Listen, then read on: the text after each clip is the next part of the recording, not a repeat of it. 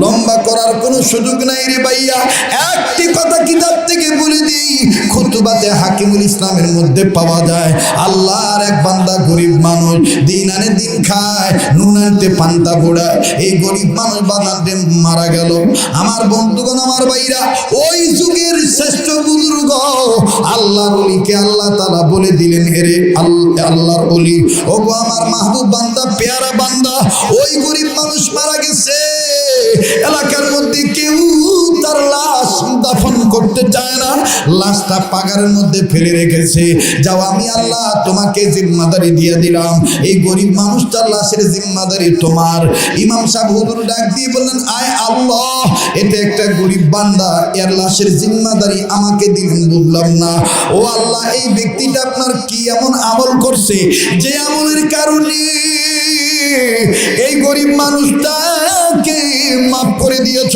আর শিবগণ, আর বগুড়া জেলা সদর থানার ভাইরা, বামুনপাড়া গো আমার বাপ ভাইরা, আর জীবনে আসিবা না আসি, জীবনের শেষ বান মনে করে বান করছি ভাইরে। কে গো সিএনজি চালাও, কে গো অটো রিক্সা চালাও, কে গো জমিনে হাল কামাই করে খাও, কে গো বাদান লেবারি কাজ করে খাও, কে গো চাকরি করো, কে গো ব্যবসা করো, দেখো আজকের এই কোরআনের পক্ষে যদি তুমি আইসা যাও, আমার আল্লাহ তোমাকে মাফ করে দিবে রে বন্ধু।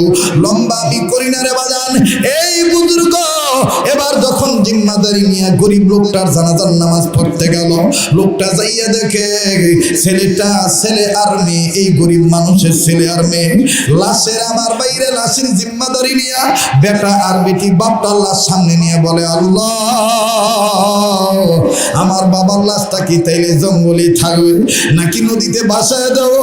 আল্লাহ গো, আমার এই বাবার লাশ কি দাফন হবে না?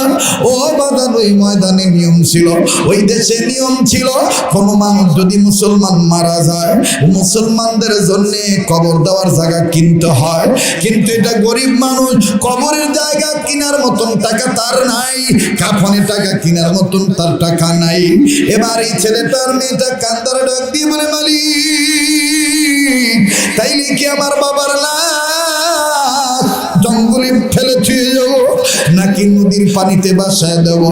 আমার বাইরে আল্লাহর ওলি ডাক দিয়ে বললেন, বেটা, এই নাও, আমি তোমাকে টাকা বের করে দিলাম, এই টাকাটা দিয়ে তুমি কাপড়ের কাপড় ক্রয় করো, আর তোমার মুখে বলো, তোমার গেতি গোষ্ঠীর লোকদেরকে বলো, তোমার বাবাকে মাটি দেওয়ার জন্য যে পরিমাণ কবরের জায়গা দরকার, এই পরিমাণ জায়গা করে টাকা আমি দিয়ে দেবো। লম্বা কথা সংক্ষেপ করে দিলাম বাবা। জানাজা কমপ্লিট, কবরের মধ্যে যখন গরিব লোকটাকে শোয়াবে, ইমাম সাহেব মানুষ, আলেম মানুষ, বুজুর্গ বান্দা, এই গরিব মানুষটাকে যখন কবরে শোয়াবে, কবরের ভিতরে থেকে কেমন জানি সুঘ্রাণ আসতেছে, নাকের মধ্যে জান্নাতি খুশবু আসতেছে, আর কবরটা ফুল বাগিচায় ভরপুর, জোরে করেন সুবহানাল্লাহ। আবার এই বুজুর্গ ডাক দিয়ে বলতেছেন, মালিক, কবর হলো প্রতিটি মানুষের জন্য ইমিগ্রেশন কাউন্টার। মালিক, এই কবরে যদি কোনো মানুষ ধরা খাইয়া যায়, সব জায়গায় সে ধরা খাইয়া যাবে। ইমিগ্রেশন কাউন্টারে ধরা খাইলে যেমন বিপদ, এই কবরে যদি আমি আপনি ধরা খাইয়া যাই, সব জায়গায় বিপদ রে ভাই। আমার বন্ধুগণ, আমার বাবাদিরা, কোনো দিকে নজর নাই। এইবার এই বুজুর্গ ডাক দিয়ে বললেন, আল্লাহ, এই কবরটা দেখতেছি তার জন্য জান্নাত। ও আল্লাহ, কি এমন কাজ করছে তোমার কাছে জানতে চাই। বাজানো, আমি কিছুক্ষণের মধ্যে ফিনিশিং দিয়ে দেব, আমি কিছুক্ষণের মধ্যে কথা ফিনিশিং দিয়ে দোয়া করে বিদায় নিয়ে চলে যাব। আল্লাহর জন্য কেউ কারো দিকে তাকায়েন না, নিজের দিকে নিজে তাকান দেব। দেখেন তো দেখি দিলটা নরম হয় কিনা, এক ফোঁটা চোখের পানি ফালাইতে পারেন কিনা। আমার বন্ধুগণ, আমার ভাইরা, হুজুর যখন বললেন, আল্লাহ, কোন কাজের উসিলায় গরিব লোকটাকে তুমি মাফ করে দিছ, জানতে পারলাম এই লোকটা লেখাপড়া করতে জানে না, এই লোকটার সাথে আরবির কোনো সম্পর্ক নাই, এরপরও তুমি তার কবর জান্নাত বানায় দিলা।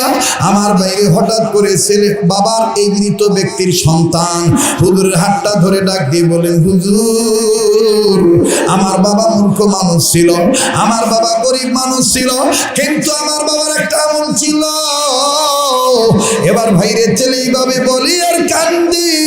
হুজুর বলে বেটারে তুমি এইভাবে কান্দো কেন? ছেলেটা ডাক দিয়ে বলে হুজুর আমার বাবা মারা গেছে, মানে পরিবারের বট গাছ ধ্বংস হয়ে গেছে, ধ্বংস হয়ে গেছে। বাদান যেই পরিবারে বাপ নাই তার মতন বড় কষ্টের পরিবার আর নাই। কথা বলেন ঠিক না বেঠিক?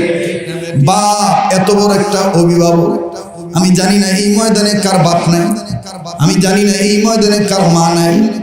ও বন্ধু, বাপ যে কত বড় নিয়ামত। কয়েকদিন আগে আমি চণ্ডীহারা এলাকায় আপনাদের মাঝে বলেছিলাম, আজকে আমি একটা মায়ের কথা বলি। বাদান মাও যে কত বড় নিয়ামত। মা যাদের গ্রামে থাকে অথবা আপনারা যারা শহরে থাকেন, এই মা যত দূরেই থাকুক না কেন, আমার ভাইরা সন্তানের বিপদের খবর আল্লাহ তাআলা জানার পরেই পৃথিবীতে সবার আগে তার মা জানে। কথা বলেন ঠিক না বেঠিক? বিদেশেতে যদি কারো সন্তান মারা, পশু পক্ষী না জানিতে জানে তাহার মায়। কতক্ষণ ঠিক না বেঠিক?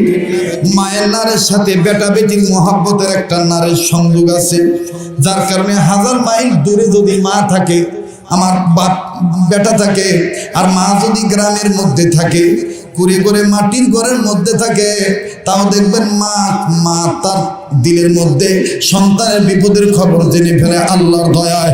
কথা কোন ঠিক না বেঠিক? কেমনে বাদান দেখলো? ও বাবাজি, আপনারা ভুলে গেছেন, আপনারা হয়তো বা বলতে পারেন মাওলানা শরীয়তপুরী বাইবেল বলার আগুনে লাভ দেওয়ার কথা কি আপনি ভুলে গেলেন? না না বাদান, আমি ভুলি নাই, আমি আপনাদেরকে বলবো, কিন্তু আমি একটু জাস্ট পরীক্ষা করতে চাই। মায়ের মহাব্বত কার অন্তরে আছে, বাপের মহাব্বত কার অন্তরে আছে? বাদান রে, কার জানি মা কবরে কান্দার ডাক দি বলে বেটারে মা ফেলে গেলি আমাদের জন্য কাঁদলি না।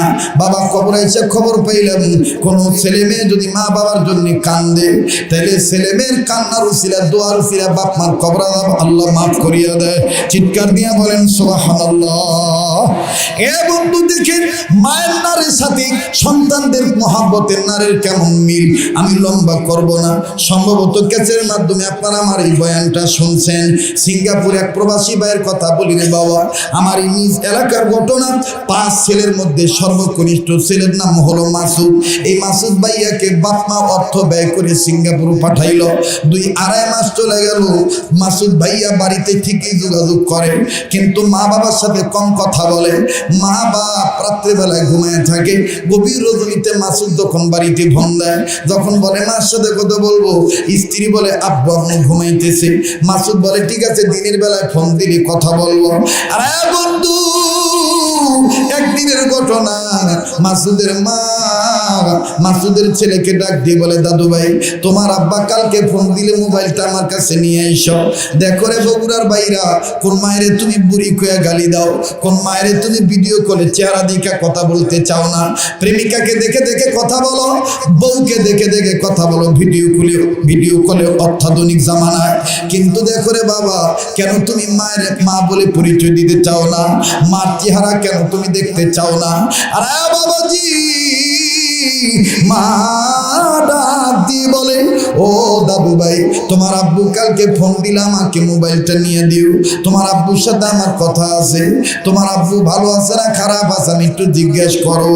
তোমার আব্বুকে নিয়ে আমি একটা খারাপ স্বপ্নে দেখছি, এই স্বপ্ন দেখার পর থেকে আজকে 15 দিন যাবৎ খানা নাই, ঘুমাইতেও পারি না। আমার বেটা কেমন আছে আমি একটু জানতে চাই। মাসুদের বেটা বললো ঠিক আছে দাদু ভাই আমি বলবো। এবার পরের দিন যখন মাসুদ ভাইয়া ফোন দিল, মাসুদ ভাইয়ার ছেলে ফোনটা নিয়ে দাদু ভাই আব্বু ফোন দিয়েছে। ও বাজান বৃদ্ধ মা এই মোবাইলটা কানের কাছে নিয়ে প্রথমে কান্দা দিয়া ডাক দিয়ে বলে বেটা রে, আগে তুই কেমন আছ? ও বেটা তুই বল তুই কেমন আছ? মাসুদ ডাক দিয়ে কয় মা না, আগে তুমি বলো তোমার কি হয়েছে? মাসুদের মা কয় না বেটা, আগে তুমি বলো তুমি কেমন আছো। মাসুদ কয় না মা, আগে তুমি বলো তোমার কি হয়েছে। মাসুদের মা কান্দার ডাক দিয়ে বলে বেটা রে, আমি তোরে নিয়ে একটা খারাপ স্বপ্নে দেখছি। মাসুদ বলে মা কি স্বপ্ন? মাসুদের মা ডাক দিয়ে কয় বেটা রে, আমি স্বপ্নে দেখতে পাইলাম তোর ডান পাটা ভেঙে গেছে, তোর পায়ের মধ্যে বিশাল আকারে মোটা ব্যান্ডেজ করা। তোর পাটা টানা দিয়া বেঁধে রাখছে, তুই 2 সপ্তাহ যাবত কাজে কর্মে যাইতে পারস না। আম্মু আব্বু কইয়া তুই চিল্লা চিল্লি করস, তোর পাশে কেউ নাই। বেটার আমি স্বপ্নটা দেখছি, বেটা সত্য না মিথ্যা আমি বলতে পারবো না, কিন্তু বেটার এই স্বপ্নটা দেখার পর আমার খাওয়া নেই। ও মানি বলো তুমি কেমন আছো? মাসুদ কান্দার ডাক দিয়ে বলে, মারে আমার তো ভেঙে গেছি। মা তুই কেমনে জানলি? আসলে তো 2 সপ্তাহ যাবত আমি পঙ্গু হইয়া বিছানায় পড়িয়া রয়েছি। মা সিঙ্গাপুরে আমি প্রবাসী জীবনে কনস্ট্রাকশনের কাজ বুঝি না। এই কনস্ট্রাকশনের কাজ করার জন্য মোটা বস্তু, ভারী বস্তু, ওজনদার বস্তু মাথায় নিয়ে যখন নিচতলা থেকে 2 তলায় যাব, আমি আমার পা পিছলে স্লিপ কেটে পড়ে গেছি। মা ও মা, আমার ডান পাটা ভেঙে গেছে, আমার পায়ে আসলেই মোটা ব্যান্ডেজ দেওয়া। মা গো, আমার পা টানা দিয়ে বাইন্দা রাখছি। মা আসলে আমি আব্বু আম্মু কইয়া চিল্লি চিল্লি করি। মা এটা আমি বাড়িতে বলি নাই, এটা আমি আমার শ্বশুর শাশুড়ির বলি নাই। মা গো তুই জানলি কেমনে? মা ডাক দিউকা, বেটারে তুই জানোস না আমার নারের সাথে তোর মোহাব্বতের একটা নারের মিল আল্লাহ রেখে দিছে। ও বেটা, তুই আমি যতদিন বেঁচে থাকবো ততদিন এই মোহাব্বতের নাড়াচাড়া দিবি। তুই বিপদে পড়লি বেটা, আমার মাওলা আমাকে স্বপ্নের মাধ্যমে জানিয়ে দিছে। আরে ভাই, এই মা যে কার নাই। আপনারা একটা কথা, একটা ওয়াজ আপনারা ইন্টারনেটে আমার মুখ থেকে শুনছেন।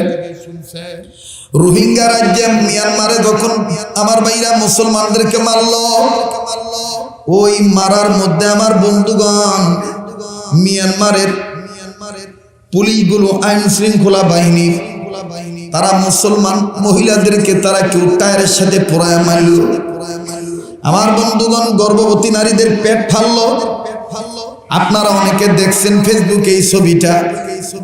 বাজার ড্রেন রোহিঙ্গা রাজ্যের একটা রোহিঙ্গার সাথে কথা বলে জানতে পেরেছি ওই ঘটনাটা তার চাচির সাথে ঘটাইছে। দুধের বাচ্চাকে নিয়ে মা দাঁড়িয়ে আছে। আমার বন্ধুগণ মহিলাটাকে আর মহিলার স্বামীকে গ্রেপ্তার করলো, মহিলার স্বামীকে গুলি করে মারলো, মহিলারও গুলি করে মেরে দিল, বাচ্চাটাকে ছেড়ে দিল। বাচ্চাটা তো মায়ের কাছে। মেয়েটা যখন, মহিলাটা যখন লাশ হয়ে পড়ে গেল, এই ইসলাম বিদ্বেষী দেখেন কি হিংস্র, এই বাচ্চাটাকে মায়ের কাছে ছেড়ে দিল। দুধের বাচ্চা, 2.5-3 বছরের বাচ্চা হামাগুড়ি দিয়ে হাঁটে। বাবাজি, এই ছোট্ট বাচ্চা যখন হামাগুড়ি দিয়ে যায়, বাবাজি এই বাচ্চাটা তো আর বুঝে নেই যে তার মা মারা গেছে।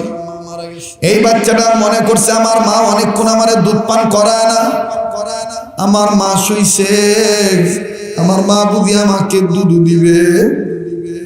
এই বাচ্চাটা আস্তে আস্তে করে হাঁটি হাঁটি পা করে হামাগুড়ি দিয়া যখন মায়ের কাছে গেল, মায়ের স্তনের কাছে যে কাপড় সরাইয়া আমার বন্ধুগণ স্তন বরাবর যখন মুখ লাগায়, নানা দুধ আসে না।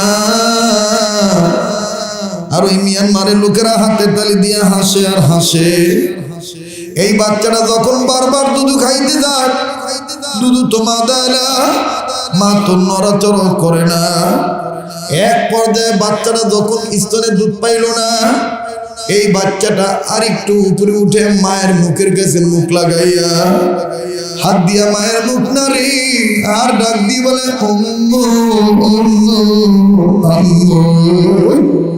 এই বাচ্চাটা তো বুঝেই নাই যে তার মা মারা গেছে।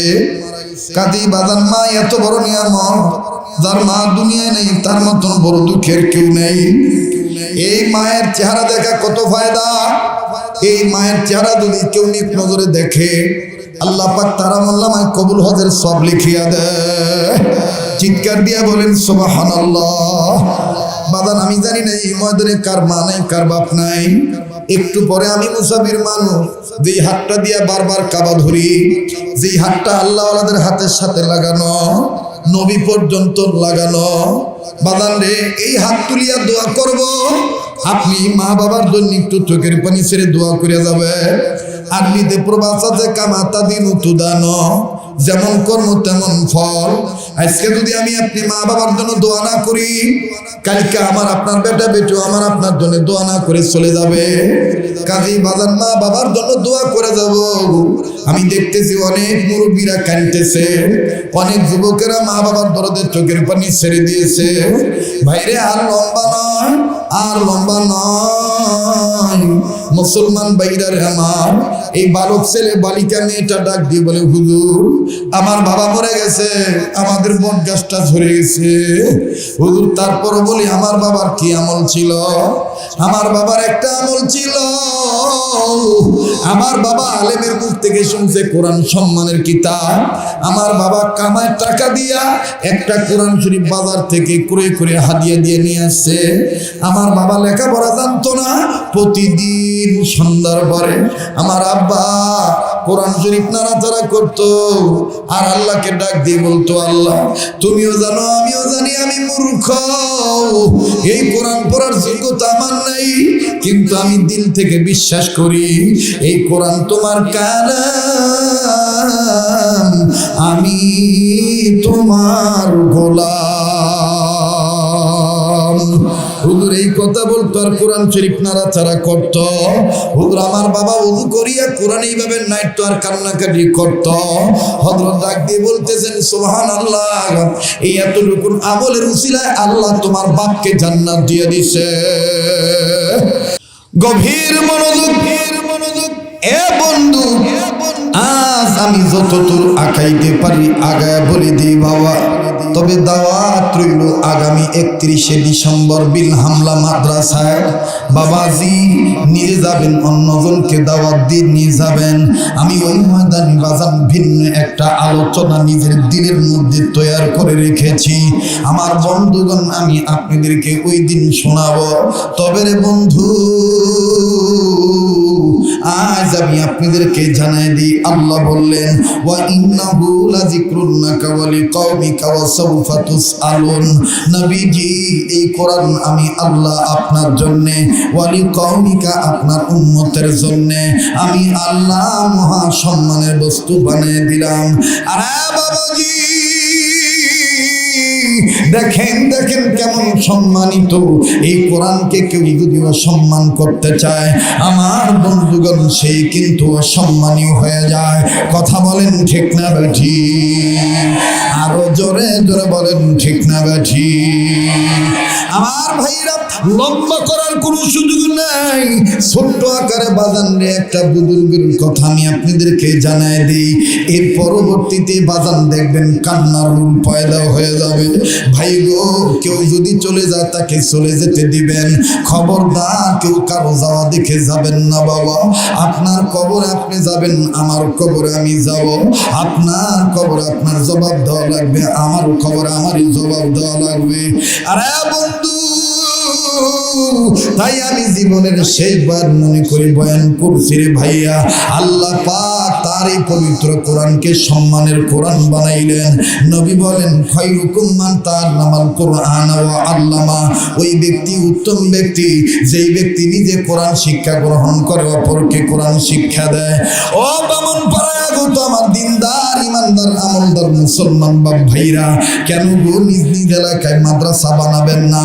নিজ নিজ এলাকায় মক্তব বানাবেন না? একটা কথা বলে দেই রে বন্ধু, প্রত্যেকটা পৃথিবীর নিজ নিজ রাষ্ট্রে দেখবেন বাজার দেশকে হেফাজতের জন্য ক্যান্টনমেন্ট আছে। আমার বন্ধুগণ, বাংলাদেশেও কিন্তু ক্যান্টনমেন্ট আছে। আর এই ক্যান্টনমেন্টের মধ্যে দেখবেন অনেক বড় বড় অফিসার, ব্রিগেডিয়ার জেনারেল, অনেক বড় বড় অফিসার আছে। বাবাজি একটা বারো আপনি স্মরণে রাখলেন না?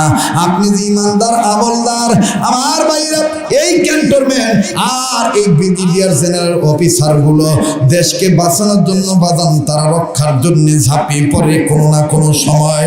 কথা বলেন ঠিক না বেঠি? হ্যাঁ বন্ধু, মোহাম্মদুল্লাহ হাফিজ হুজুর শামসুল হক ফরিদপুরি রহমাতুল্লাহি আলাইহি সহ একাধিক আল্লাহওয়ালাগণ লেখেন মুসলিম কান্ট্রিতে মুসলমানদের জন্য যে এলাকায় মাদ্রাসা মক্তব হবে ওই এলাকায় মুসলমানদের জন্য ওই মাদ্রাসা মক্তব হলো ঈমান আমল হেফাজতের ক্যান্টনমেন্ট। আর এই ঈমান আমল হেফাজতের ক্যান্টনমেন্টে পাহারাদার হলো, জিম্মাদার হলো আলেম ওলামাগণ। আলেম ওলামাগণ কথা বলেন ঠিক না বেঠি? ঠিক কিনা? একজন আলেমের সামনে আপনি যদি বলেন সুদ হালাল, আলেম ধরে ফেলবে, আলেম ধরে ফেলবে। কারণ এই আলেম ঈমান আমল ইলমের পাহারাদার। কথা বলেন আমার ভাইরা, আমার বন্ধু, দেখেন ভাইরে, এই কোরআনকে একজন ব্যক্তি অসম্মান করার জন্য খুব কায়দা করে চিন্তা ফিকির করল। বাবাজি একটু এদিক সেদিক নজর দিবেন না, কলিজার মোহাব্বত ভালোবাসা দিয়ে আপনাদের জন্য কথা বলছি। জানেন তো এই দিনী বন্ধু কোনোদিন ঠকবাজি পছন্দ করে না, জনগণের হক আদায় করে কথা বলার চেষ্টা করে।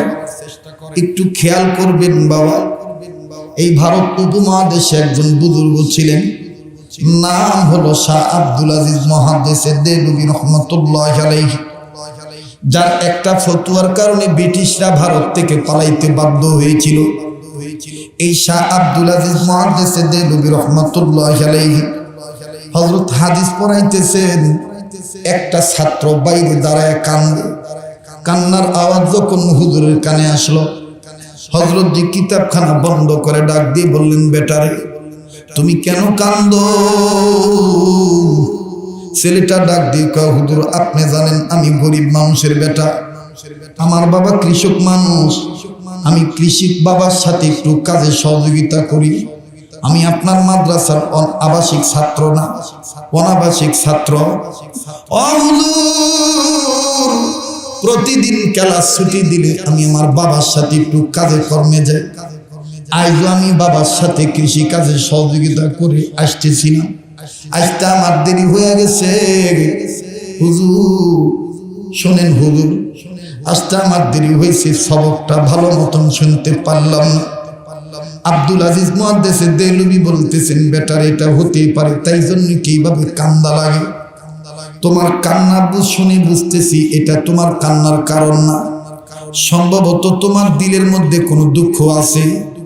এবার ডাক দিয়ে বলেন, হুজুর গো ঠিক বলেছেন, অবশ্যই আমার দিলের মধ্যে একটা চাপা দুঃখ, এই দুঃখে দুঃখিত হয়ে কান্দি।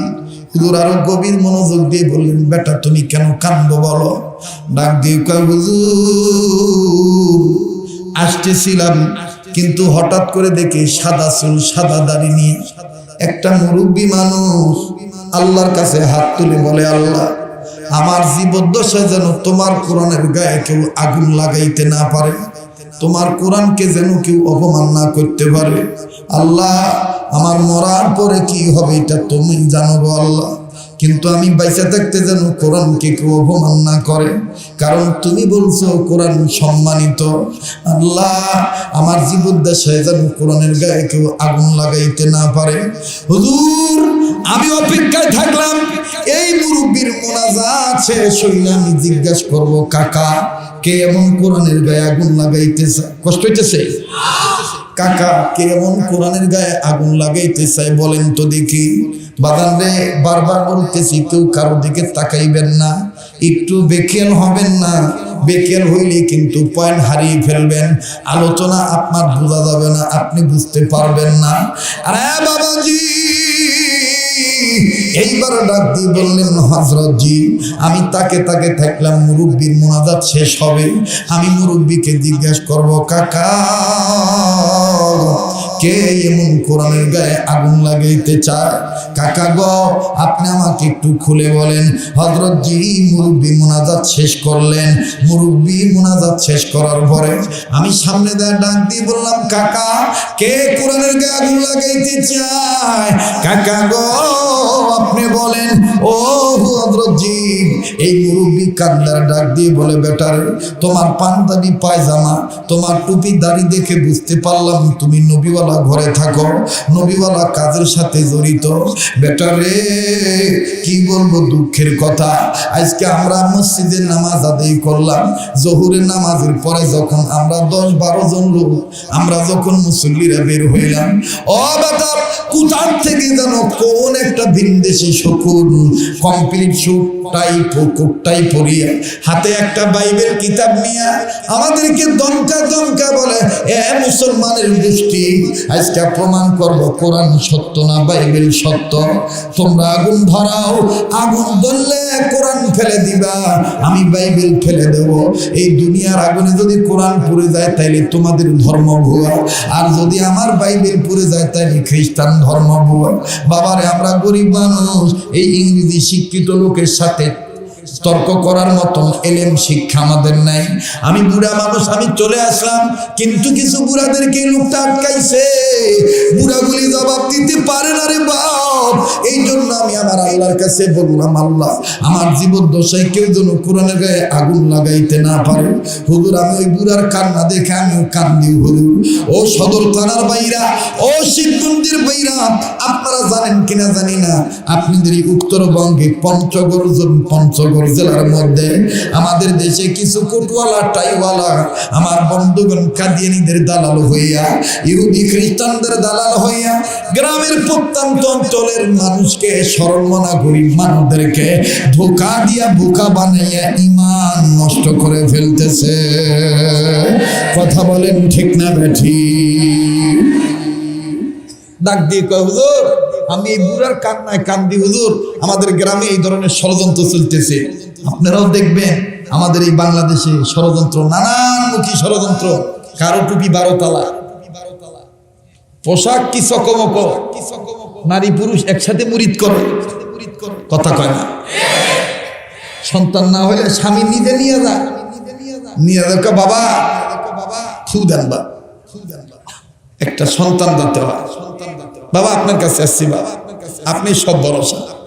বাপ তখন তুই থুইয়া বাইরে যা, ওই তখন বাইরে ডাক দিয়ে বাপে ভালো মতন সেবা দিস, বাপে ভালো মতন সেবা দিস।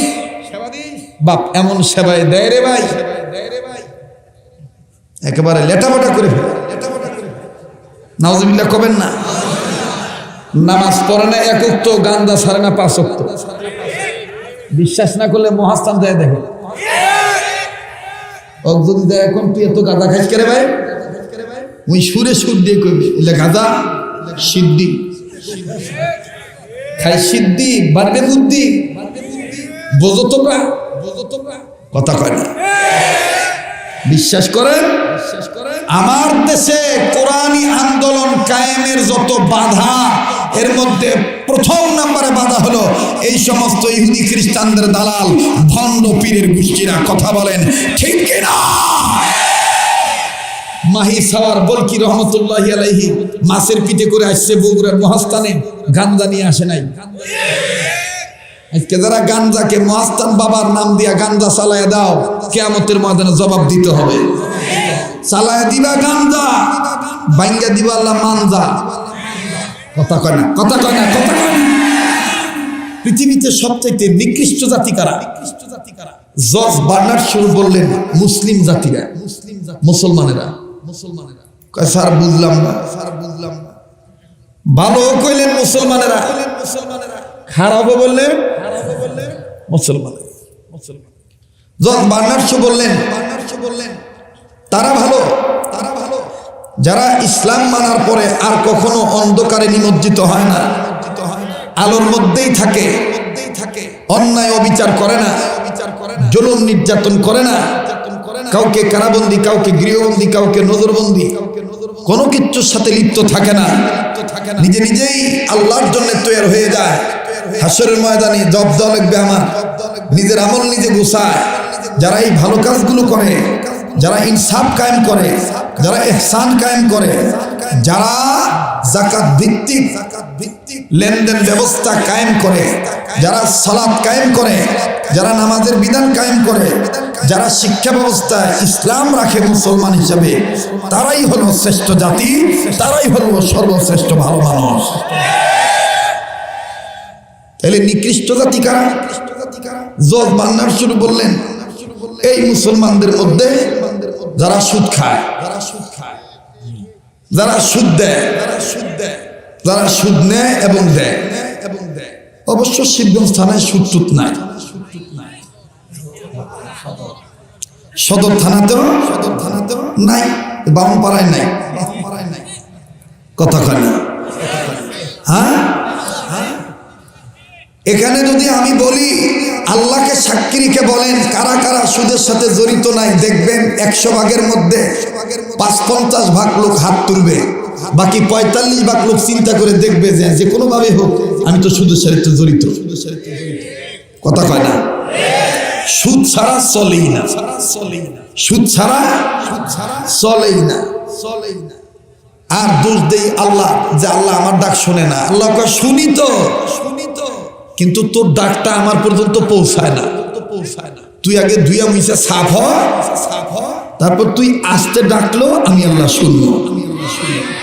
কিন্তু এখন শুনবো জব দেব না, শুনবো জব দেব না।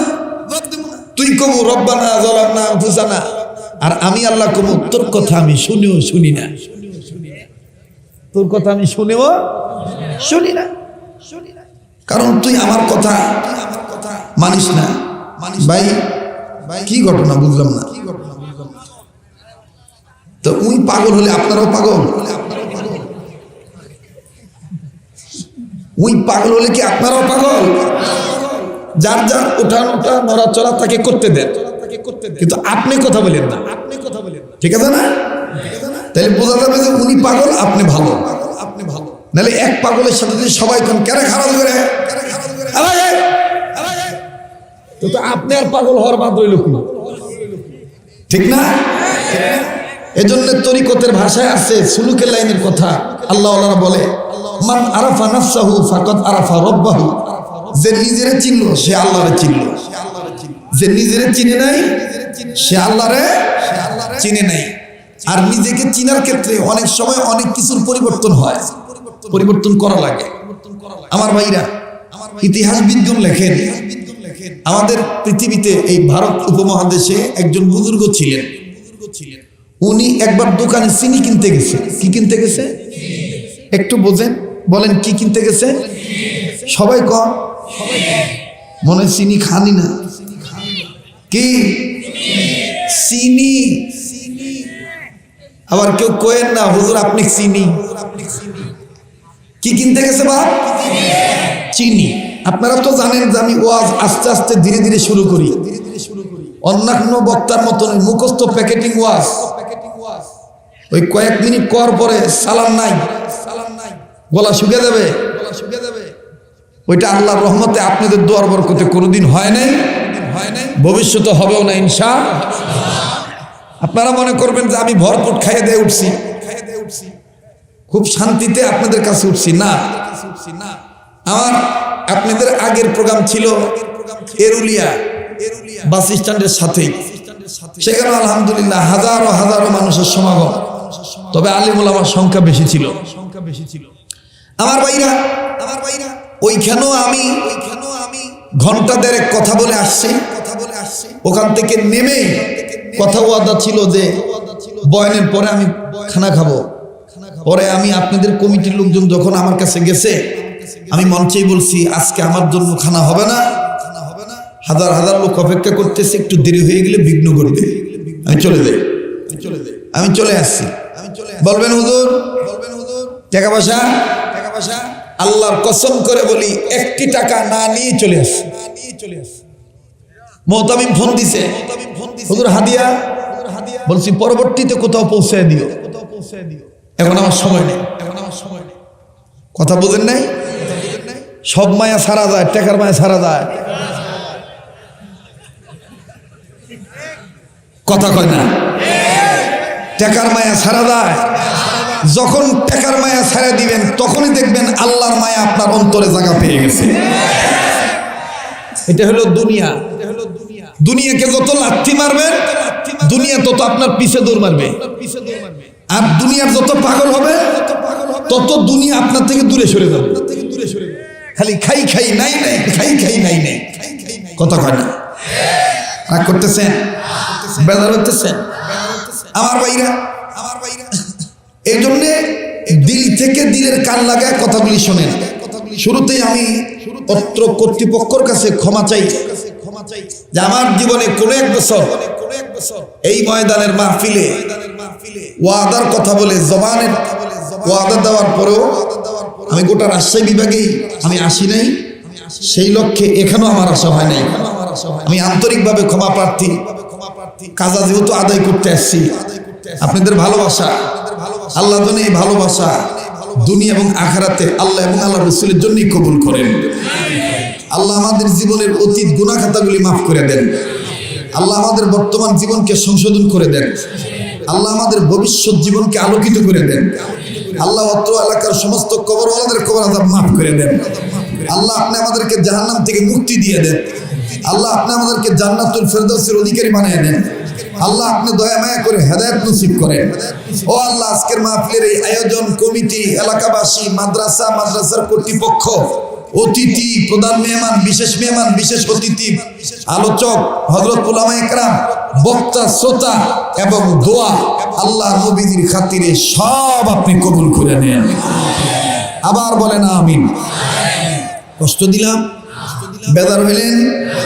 মুহতারাম হাজিরিন, তো কি কিনতে গেছে উনি? ভাই একটা কথা যদি আমলের জন্য ভিতরে গেঁথে নেন, এটাই কামিয়াব।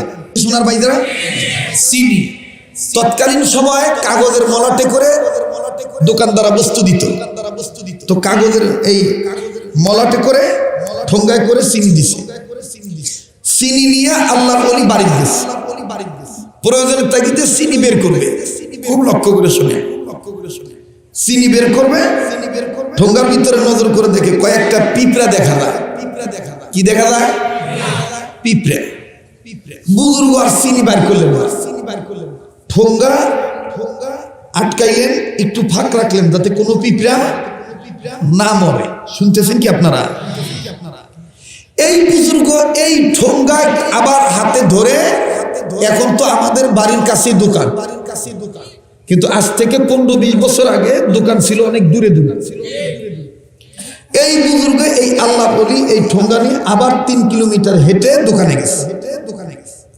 তো ওই সময় লোকেরা বেশি উর্দু বলতো, উর্দু কইতো, উর্দু শুনতো।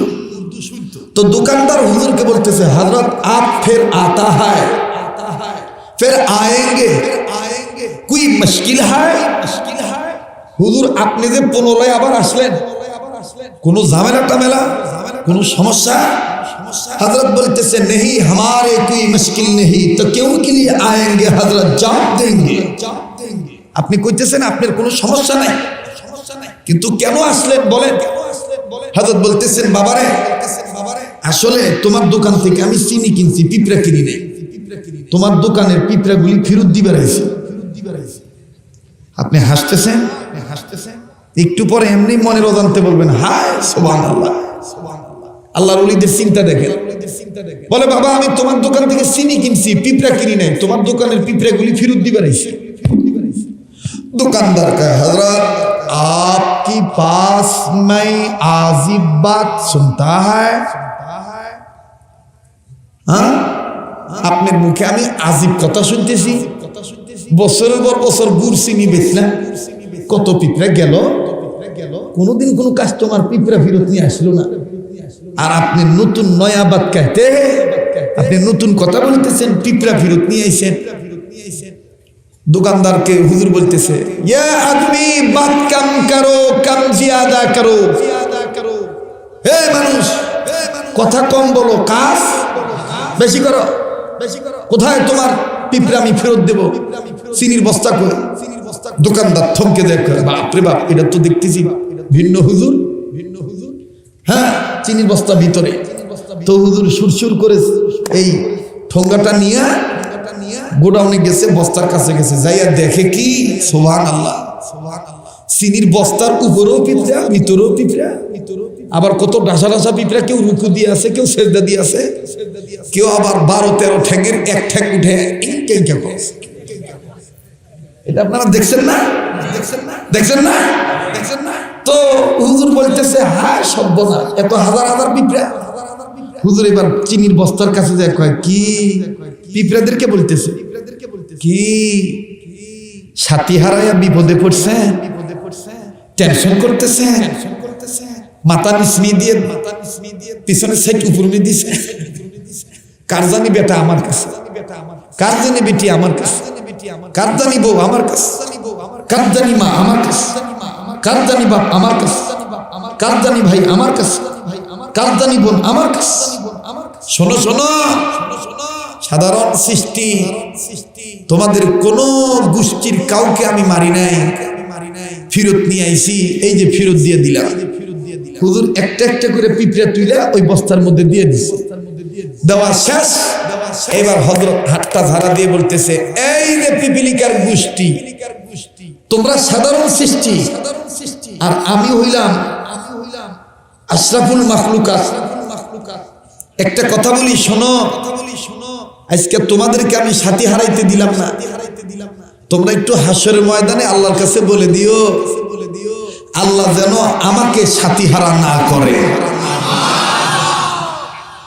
ভাইরে ভাইরে, বুঝবান মানুষ অল্প কথাই বোঝে, ওই লম্বা টান দিয়া গান টান গাইয়া বুঝার লাগে না। ভালো তরকারি অল্প পানিতেই সিজে, কথা কয় না। আর জ্ঞানী মানুষ অল্প কথাই বোঝে।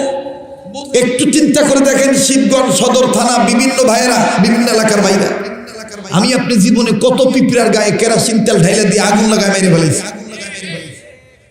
আজ পর্যন্ত তওবা করেন নাই, আজ পর্যন্ত তওবা করেন নাই। আপনি বলতে পারবেন না যে ওই পিঁপড়াগুলি আপনাকে কামড়াইছিল। আপনি বক্তা হওয়ার দাবি করেন, আপনি তবলিগে সময় লাগান, আপনি পীরের মুরিদ, আপনি বউ খুব পর্দায় থাকে, আপনি পাঁচ ওয়াক্ত নামাজ পড়েন, বিশ্বাস করেন আর না করেন আমার কিচ্ছু যায় আসে না। আমল দিয়ে জান্নাতে যাইতে পারবেন না আল্লাহ যদি দয়া না করে। যে কোনো একটা উসিলায় আল্লাহ আপনাকে মাফ করে দিতে পারে। কথায় যেহেতু কথা বেড়ে গেল, ধর্মীয় ক্লাস মনে করে কথা বলতেছি, আপত্তি আছে কোনো? পিছনের বাবারা আপত্তি আছে? আমার দিল বলতেছে আজকের মাহফিলের দোয়া কবুল হয়ে যাবে। এখানে আমি আপনি গুনাহগার হতে পারি, কিন্তু কে জানি আল্লাহর ওলি হয়ে বসে আছে। আল্লাহ পাক তার উসিলায় আমাদেরকে মাফ করে কবুল করতে পারে। কথা বলেন ঠিক কিনা? এ ভাই, আপনাদের পাশেই তো মুহাস্তান বাজার, সকালবেলা তরি তরকারি বিক্রি হয়, কত মানুষ বাগুন নিয়ে যায়। এই ভালো বাগুনের মধ্যে দুই একটা পোকা বাগুন থাকে না? যদিও বাগুন আলাদা, বাগুন বাইসে আলাদা করে, পোকরা বাগুন দেয় না, কিন্তু ভুলবশত ওই ভালো বাগুনের সাথে দুই একটা পোকা বাগুন চলে যায়। কথা কয় না? একই দাম, একই ওজন, একই বস্তার মধ্যে চলে যায়। তো এখানে আমি আপনি পোকরা বাগুন আছি, পোকরা গুনাহগার বান্দা আছি। কারণে ভালো মানুষ, আল্লাহ যখন এই ভালো মানুষগুলোকে কবুল করবে, তখন আমার আপনার মতন পোকরাদার বান্দা, গুনাহগার বান্দাকেও তাদের সাথে কবুল করে নিবে। কথা বলেন ঠিক কিনা? মোহতারাম হাজিরিন, জীবনের শেষ বয়ান মনে করে বয়ান করতেছি। এই মোবাইল আলাদা বাপ না ভালো, ডিস্টার্ব দিস না, খুব খেয়াল করে কথাগুলি শোন আমার ভাইরা। তো কথাই যেহেতু কথা বেড়ে গেল, আপনারা নাম শুনছেন যাকে বলা হয় সুলতানুল আরেফিন বাইজিদ বুস্তামি রহমতুল্লাহি আলাইহি, নাম শুনছেন না? উনি একদিন হঠাৎ করে ঘুমের ঘরে ঘুম থেকে উঠে তাহাজ্জুদ পড়ে আল্লাহকে বলতেছে, আল্লাহ, এই কথা বললে আবার অনেকে বলবেন শিরকি কথাবার্তা। আল্লাহর ওলিরা আল্লাহর সাথে কথা বলে না, কথা কয় না, ওলিরা কথা বলে না। যেমন আমাদের দেশে আপনাদের এই বগুড়ারই একজন শিল্পী, মাশাআল্লাহ, যদি এই কথাটা আমার দ্বারা অনেক ব্যাপক ছড়াইছে, আল্লাহর একজন ওলির কথা নকল করে বলতেন, এইভাবে সুর দিয়ে বলতেন, মুসা নবীর সাথে বলছেন কথা, কুহে তুরে নিয়া আমাদের সাথে বইলেন গো কথা, মরণ কালে ডাইকা। মুসা নবীর সাথে কে কথা বলছে? কথা কয় না। কে কথা বলছে? আমাদের সাথে যদি মরণকালে আল্লাহ ডাক দিয়ে কথা কয়, তাহলে মৌতের আযাব হবে? কথা কয় না, আযাব হবে। এই জন্য বলেন আমাদের সাথে বইলেন গো কথা, মরণ কালে ডাইকা। একটা ডাক দেন, বলেন আল্লাহ। এ যার আল্লাহ বলতে ভালো লাগতেছে বুঝে নেন আল্লাহ আপনাকে মহব্বত করে, আর যার ভালো লাগতেছে ভালো লাগতেছে না বুঝে নেন আপনার ভিতরে ঝামেলা আছে। আপনি উঠে যান না, চলে যান না, একটু পরে আপনার কলব পরিষ্কার হয়ে যাবে, আপনার দিল ভালো হয়ে যাবে। কথা বলেন ঠিক কিনা? আমাদের সাথে বইলেন গো কথা মরণ কালে যাইকা। ডাক দেন, বলেন আল্লাহ, আবার বলেন আল্লাহ। ইব্রাহিম নবীর সাথে বলছেন কথা, অগ্নি কুণ্ডে নিয়া আমাদের সাথে বইলেন গো কথা কবর দেশে দিয়া। এটা হলো আল্লাহ ওয়ালাদের কথা। কাদের কথা? আল্লাহ ওয়ালাদের কথা। যাই হোক, আল্লাহ করি না, আপনারা আবার বিরক্ত হইতে পারেন, খারাপ লাগতে পারে নাকি? ভাল লাগতেছে? মোনাজাতে এইভাবে বলবেন, যে যে ভাষায় আল্লাহ ডাকতে পারেন ওইভাবেই ডাকবেন, কোনো সমস্যা নাই, কোনো সমস্যা নাই। আর সবসময় বলবেন আমার আল্লাহ। কার আল্লাহ? আরে ভাই, মানুষের যদি বলতে পারেন এটা হাত দাদার জমি, এটা হাত আমাদের জমি, এটা আমার বাপের জমি, এই আমার আমার করতেছেন, একদিন কেউ আপনাকে আমার বলবে। কিন্তু যখন কোনো বান্দা একবার বলবে আমার আল্লাহ, আল্লাহ 24 ঘন্টায় বলতে থাকবে আমার বান্দা, আমার বান্দা। ফাযকুরুনি আযকুরকুম, ফাযকুরুনি আযকুরকুম। কোরআনে আছে না? তোমরা আমারে ডাকো, আমিও তোমাদেরকে ডাকবো। সুবহানাল্লাহ। কষ্ট হইতেছে, বেজার হইতেছে তো বলেন না আমার আল্লাহ। কার আল্লাহ? আমার আল্লাহ। কার আল্লাহ? আমার আল্লাহ। আল্লাহু আকবার। ভাই, কোরআন ভালো লাগে না খারাপ লাগে? কোরআন তেলাওয়াত করলে মুমিনের ঈমান বাড়ে না কমে? এটা কার কথা? ইন্নামাল মুমিনুনা আল্লাযীনা ইযা যুকিরাল্লাহু ওয়াজিলাত কুলুবুহুম ওয়া ইযা তুলিয়াত আলাইহিম আয়াতুহু যাদাতুহুম ঈমানা।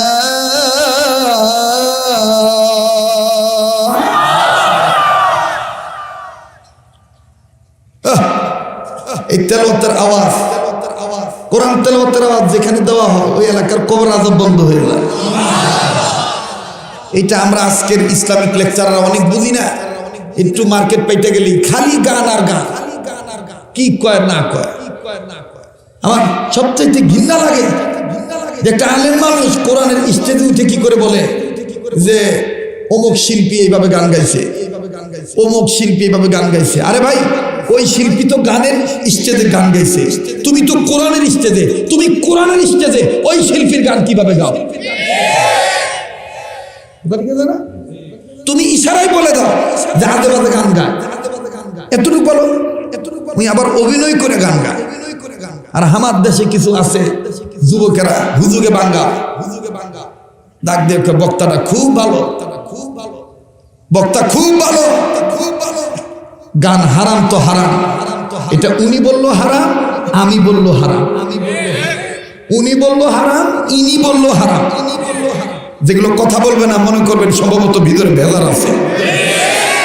উনি বললো হারাম, ইনি বললো হারাম। আর কোরআন উনি বললো সওয়াব, ইনি বললো সওয়াব। আল্লাহু আকবার বলবেন না? তো কোরআন তেলাওয়াত করলে মুমিনের ঈমান বাড়ে না কমে? হ্যাঁ, বাড়ে। তো যাদের ঈমান বাড়ে তাদের জবান দিয়ে আল্লাহু আকবার আসতে হয় না জোরে হয়? তো কই জোরে কইছেন আল্লাহু আকবার? একটু জোরে কোন আল্লাহু আকবার। সামনের ভাইরা চুপ থাকেন, পিছনের ভাইরা বলেন তো আল্লাহু আকবার। আমি প্রায় জায়গায় বলি কোরআনের পক্ষে এই কথাটা, আল্লাহু আকবার বলতে হবে, নারায়ে তাকবীর আল্লাহু আকবার স্লোগান দিতে হবে। এই নির্দেশটা কার? এই নির্দেশ কার? আমাদের দেশে অনেক ওয়াজ মাহফিলে বক্তাদেরকে কাগজে লেখে তাকবীর টাকবীর দিয়েন না, স্লোগান টোলোগান দিয়েন না। আমার ভাইয়া যে গাধাগুলি এই লেখাগুলি লেখে, বিশ্বাস করেন যে মসজিদের সভাপতি হোক না কেন, যে মাদ্রাসার ক্যাশিয়ার হোক না কেন, বুঝতে হবে এর ভিতরে নার পচে গেছে, রক্ত দূষিত। এই জন্য আল্লাহু আকবার স্লোগান পছন্দ করে না। ভাইয়া একটু আমাকে কথা বলতে দাও, পরে তোমরা তাকবীর দিবে। টাইম নষ্ট করার দরকার নাই, তাকবীর দিতে হবে। নির্দেশ কার? ইয়া আইয়ুহাল মুদাথথির কুম ফাআনদির রাব্বাকা ফাকাব্বির। ইয়া আইয়ুহাল মুদাথথির কুম ফাআনদির রাব্বাকা ফাকাব্বির। এ কথা কার? আল্লাহ বললেন। আল্লাহ তার হাবিবকে কখনো বলছেন কম্বলওয়ালা, কখনো বলছেন চাদরওয়ালা। ও চাদরওয়ালা আপনি দাঁড়ান, আপনি তাকবীর দেন। ও কম্বলওয়ালা আপনি দাঁড়ান, আপনি রবের মাহাত্ম্য ঘোষণা করেন, আল্লাহু আকবার বলেন। যেখানে আল্লাহ তার নবীকে তাকবীর দিতে বললেন, আল্লাহর বরত্ব ঘোষণা করতে বললেন, সেখানে আমরা সেই নবীর উম্মত হয়ে এই বগুড়া জেলায় আপাতত থেকে এই কথাটা বলতে চাই, এ দেশটা আল্লাহ ওয়ালাদের দেশ, এ দেশটা আল্লাহর ওলিদের দেশ, এটা মুসলমান কালমা ওয়ালাদের দেশ। এই দেশে তাকবীরের আওয়াজ ছিল, আল্লাহু আকবার স্লোগান ছিল। এই দেশে এখনো আল্লাহু আকবার আওয়াজে সূর্য ওঠে, এখনো আল্লাহু আকবার আওয়াজে সূর্য ডুবে। কাছেই বলতে চাই, আল্লাহু আকবার আওয়াজ ছিল, আছে, থাকবে। কোন ব্যক্তির চোখ রাঙানি দেখে আল্লাহু আকবার আওয়াজ বাদ দেওয়া যাবে না। রে ভাই মাইক ডিস্টার্ব করে গে, মাইক ডিস্টার্ব করে গে।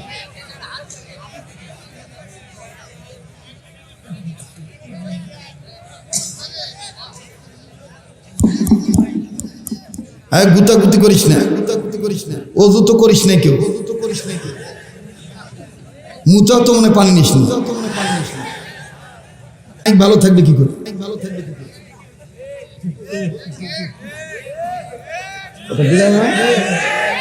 পেশাব করে পানি নেয় না। আবার অনেক মাইকালা দাঁড়ায় পেশাব করে, দাঁড়ায় পেশাব করে কোনো মতন ঝাঁকি টাকি দিয়ে রিং পিস্টন কলকব্জা বল বিয়ারিং নাট বল্টু যা আছে শ্রেণীর মধ্যে ঢুকায়, উনিও আসতে থাকে, হুমুপুতির ফোটাও করতে থাকে। উনি জানেই না যে আমি না পা, কথা কয় না। তো উনি যদি ওই হাত দিয়ে নাট বল্টু ঘুরায়, ওটার বরকত হবে? কথা কয় না। রাগ করতেছেন মনে আপনারা? আজকে কপাল মনে আমার খারাপ বাবু, ও আর শুরু না করতেই মাইক নাই, এখনো তো টান দেই নাই, কথা কয় না। কেবল তো শুরু করতেছি, এখনো তো আরম্ভ করি নাই। আরম্ভ করলে যে কি হবে আল্লাহ ভালো জানে। আবার ভাই রাগ করতেছেন আপনারা? পিছনের যুবক ভাইরা কি কষ্ট পাইতেছ? একটু জোরে আওয়াজ দিয়ে বলো তো আল্লাহু আকবার, লিল্লাহে তাকবীর, লিল্লাহে তাকবীর। রাগ করতেছেন নাকি? বেদনা হইতেছে? কেন ভাই যুবক তোরা কি ঘুমাচ্ছ নাকি রে?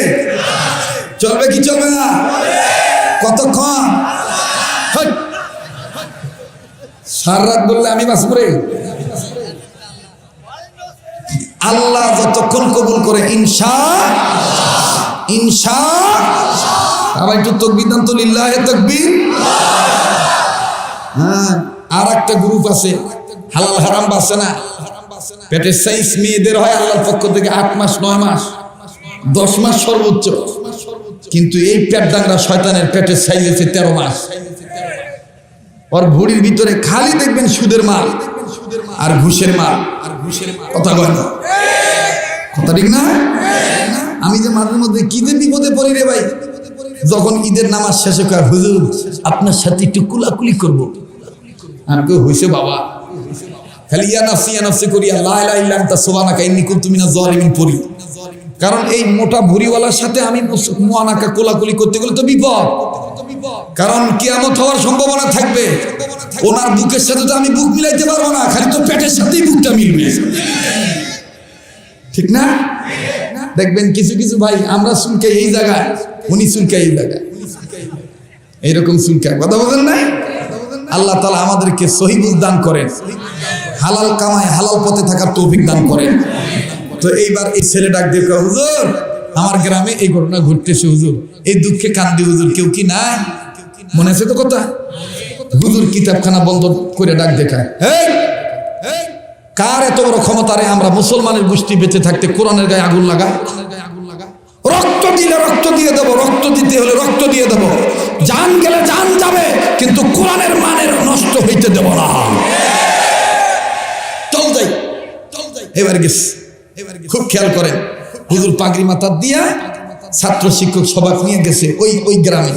দাইয়া দেখে কি এই বাইবেলওয়ালা খুব বাইবেল হাতে নিয়ে এই বুড়া লোকগুলোর সাথে খুব তর্কাতর্কি, মানে ধমকা ধমকি করতেছে।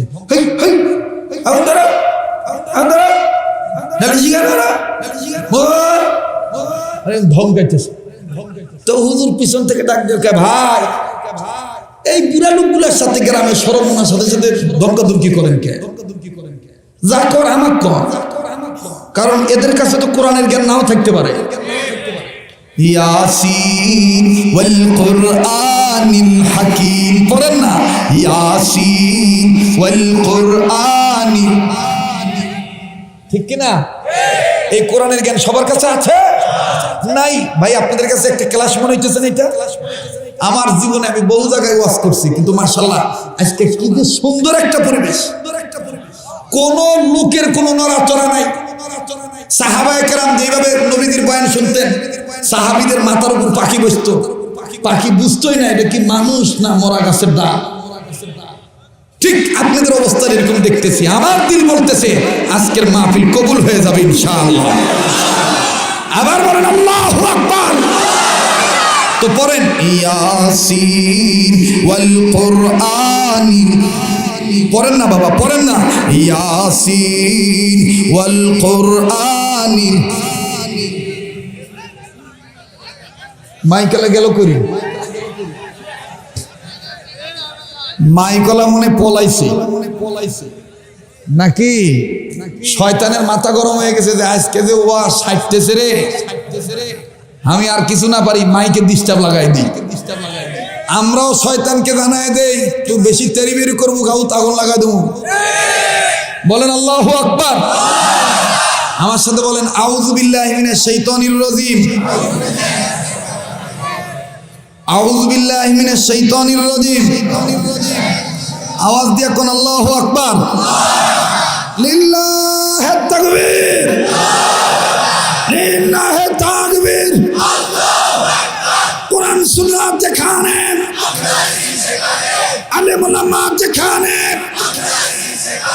মাদ্রাসা মসজিদ যেখানে, লিল্লাহি তাকবীর। আপনারা কি মনে করেন কোরআনের হিকমতি জ্ঞান সবার আছে? নাই, নাই।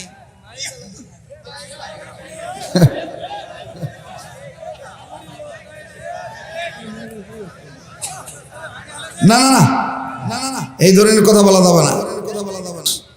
কোথায় কোন ঝামেলা হয়েছে আল্লাহ পাক ভালো জানে। আপনারা কেউ ছত্রভঙ্গ হবেন না, সব ঠিক হয়ে যাবে ইনশাআল্লাহ। আর ঠিক না হলে এভাবে চললে এভাবে চলবো নাকি কন? কিন্তু বিশৃঙ্খলা করা যাবে না। আবার বলেন আল্লাহু আকবার। ভাই সবার মধ্যে কি কোরআনের হিকমতি জ্ঞান আছে? হ্যাঁ, এই জন্য 2 মিনিটে কথাটা বলে দেই। মাও ভালো বুঝে বেটাক মাদ্রাসা দিছে, বাপ কয় মাদ্রাসা যে দিলু পরে বুঝবো মজা। তার দ্বারা বাপ কি বুঝাইলো? মাদ্রাসা বিরোধী, মাদ্রাসা। সংক্ষেপে বলি, বেটা 12 বছর লেখাপড়া করে আলেম হয়েছে, মাও বাপের ডাক দিয়া স্বামীর ডাক দিয়ে করতে যাও চল আমার আলেম হয়েছে, নিয়ে আসো বেডিং পত্র একটু আগায় নিয়ে আসো। বাপ যাবে না তাও গেছে বেটাক নিয়ে আসতেছে। ও ভাই, বেটা যখন আনতেছে, বেটা তো সামনে বাপ পিছনে, হঠাৎ করে বেটা আলেম মানুষ পিছনে খেয়াল করে দেখে আব্বা নাই। এর আব্বা গেল কুটে, ভালো করে খুঁজে দেখে যে আব্বা রাস্তার কিনারে পেশাব করবার বসছে। আলেম মানুষ তাহকিক করে দেখে যে আব্বা যেদিকে পেশাব করতেছে এই দিকটা কেবলার দিক, পশ্চিম দিকে পেশাব করবার বসছে। আলেম কয় হায় হায়, এত কষ্ট করে আলেম হইলাম, আমার নিজের বাপ যদি পশ্চিম দিকে মুখ করে পেশাব করে তাহলে আলেম হয়ে লাভ কি? খারাপ বুদ্ধি না ভালো বুদ্ধি?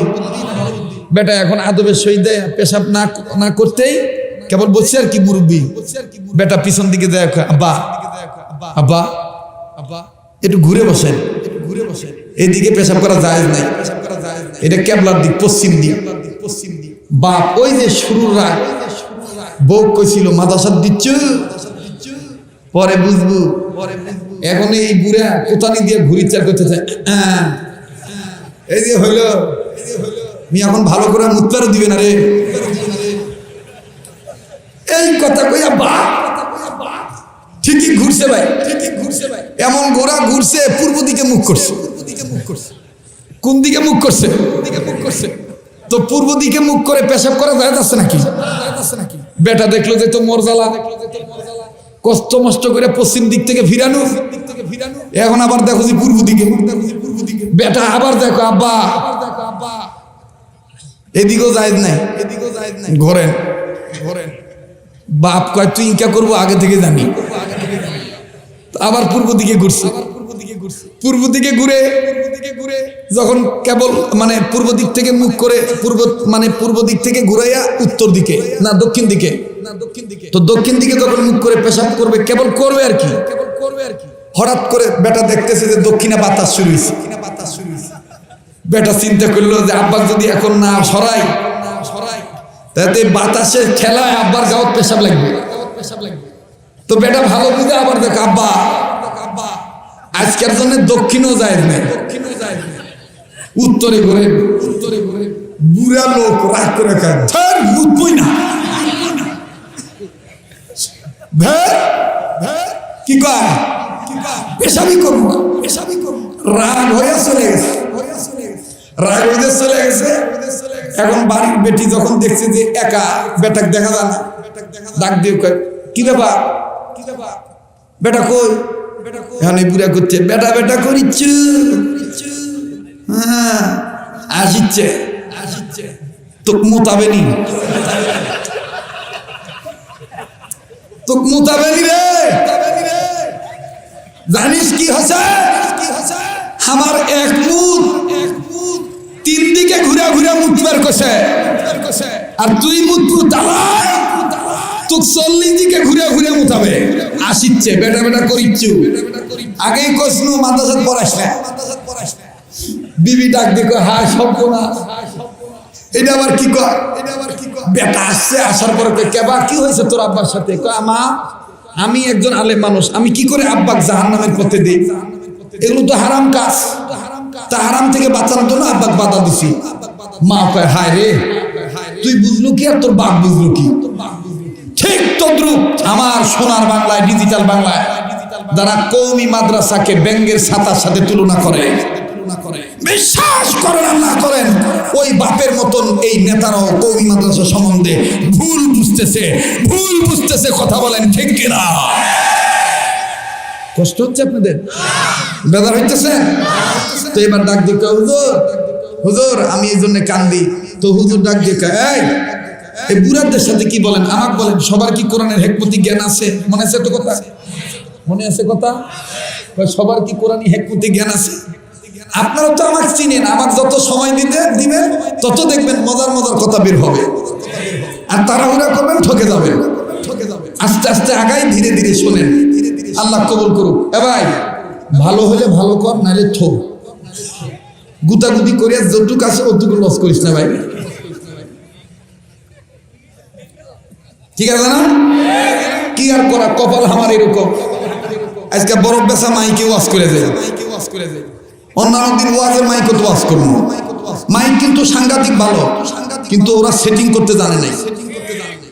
প্রচুর ভালো মাইকের কোনো সমস্যা নাই, মূল সমস্যা হলো সেটিং এ, মানে কোন হরেন কোন দিক দেওয়া লাগবে, কতটুক দিতে হবে।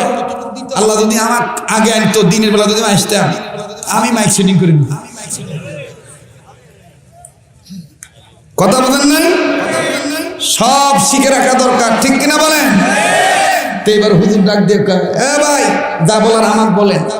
এবার লোকটা মেজাজ খারাপ করে, গরম করে, চোখ বড় করে হুজুর কি কমু? 3 ঘন্টা ধরে কইতেছি আগুন ধরান, আগুনই কোরআন ফেলতে হবে, বাইবেল ফেলে দেব। এই আগুনে যার কোরআন পড়বে, যার ধর্মীয় কিতাব পড়বে, সেই ধর্ম ভুয়া। আপনার কোনো লোক রাজি হয় না। হুজুর এখন ডাক দেখে, এটা কোনো ব্যাপার হইলো? এই আগুন ধরাও।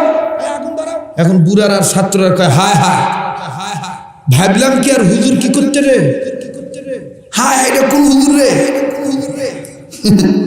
এটা কোন হুজুর। দেখেন হুজুরের হেকমত বুঝবেন না। হুজুর কয় আগুন ধরাও। এবার আগুন ধরাইছে। আগুন ধরানোর পরে কয় কোরআন শরীফ নিয়ে আসে। এবার কোরআন শরীফ নিয়ে আইছে। এবার বাইবেল ওয়ালারা ডাক দিয়ে কয় ভাই আগুন ধরছে ভাই, এই যে কোরআন আনছি ভাই, এখন কোন কি করা লাগবে? কয় আগুনে ফেলেন। এবার হুজুর ডাক দিয়ে কয় ভাই আগুন তো ধরেই গেছে। আমি বলি কি আপনার কোরআন, আপনার বাইবেলও কাগজের, আমার কোরআনও কাগজের। তো আপনার কোরআন আপনি এক জায়গায় জমা দেন, আমার বাইবেলও আমি এক জায়গায় জমা দিই ভাই। না, আপনার বাইবেলও জমা দেন, আমার কোরআনও আমি জমা দিই। আমি বলি কি ভাই এই কাগজের পাতা আগুনে ফালানোর দরকার নাই। আপনিও মানুষ আমিও মানুষ, আসেন আমার হাত ধরেন ভাই, আমরা দুইজন শক্ত করে হাতটা ধরে দুইজন মিলে আগুনে নাম দিই। এই দুনিয়ার আগুনে যার পশম পুড়ে ছাই হয়ে যাবে, যে পুড়ে ছাই হবে তার ধর্ম ভুয়া, আর যে পুড়বে না অক্ষত অবস্থায় থাকবে সে হলো অরিজিনাল ধর্মের মানুষ। সুবহানাল্লাহ কবেন না, সুবহানাল্লাহ কবেন না। ধরেন ভাই ধরেন, হাত ধরেন। এই তুই কি খাচ্ছ রে বারবার, মারবো কিন্তু মাইক সেঙ্গা দিয়ে, বারবার তুই মুখের মধ্যে টাকাস টাকাস করে ঢুকাচ্ছ।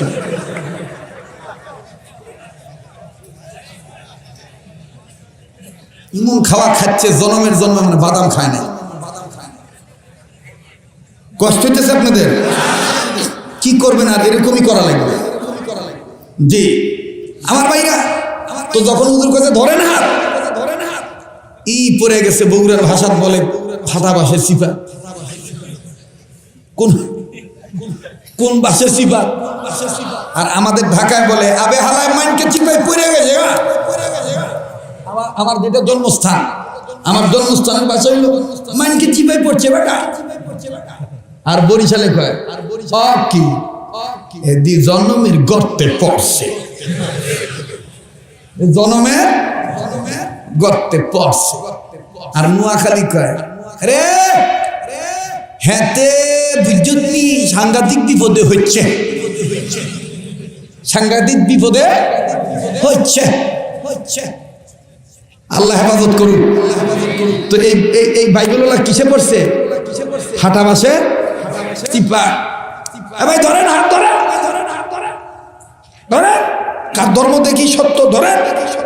ওই খালি পিছে পিছে ব্যাগ গিয়ার দেয়। হুজুর বুঝতে পারছে ই পলাবে। এখন হুজুর তার সন্ত্রাসী কায়দায় বলতে পারে না ধর বেটা, এটা তো আর আলেম মানুষ বলতে পারে না। হুজুর তখন উপস্থিত ছাত্র আলেমদের উদ্দেশ্যে কোরআনের আয়াতের একটা অংশ পড়ে বললেন কাআন্নাহুম বুনয়ানুম মারসুস।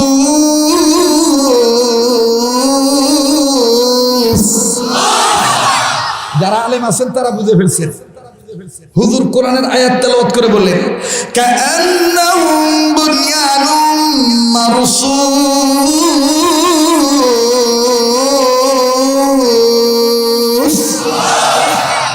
এটার অর্থ হইল সিসারালা প্রাচীরের মতন ওয়াল হও, দেওয়াল হও।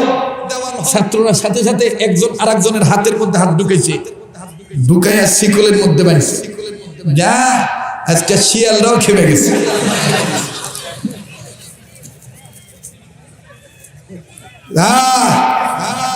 বামন পাড়ার ওয়াজ মিডিয়ার লোকেরা বলবে যেই সুর শুনে শিয়ালও গর্তে থেকে বাইর হয়ে আওয়াজ দিতে বাধ্য হলো।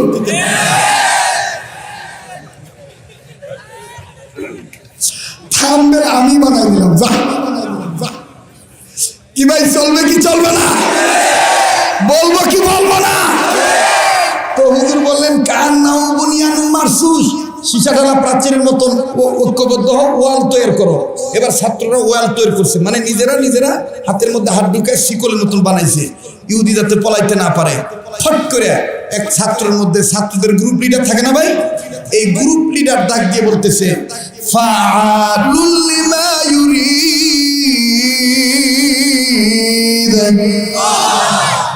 এটার অর্থ হইল পালাবি কোথায়। এই আয়াতের অর্থ হইল পালাবি কোথায়। যখন এক ছাত্র এইটা পড়লো, আমার ওইটা মসজিদের ইমাম মুরব্বী মানুষ, উনি আবার এই বাইবেল ওয়ালাকে উদ্দেশ্য করে বলতেছে, ইন্না বাতুশা রাব্বিকা লাশাদীদ,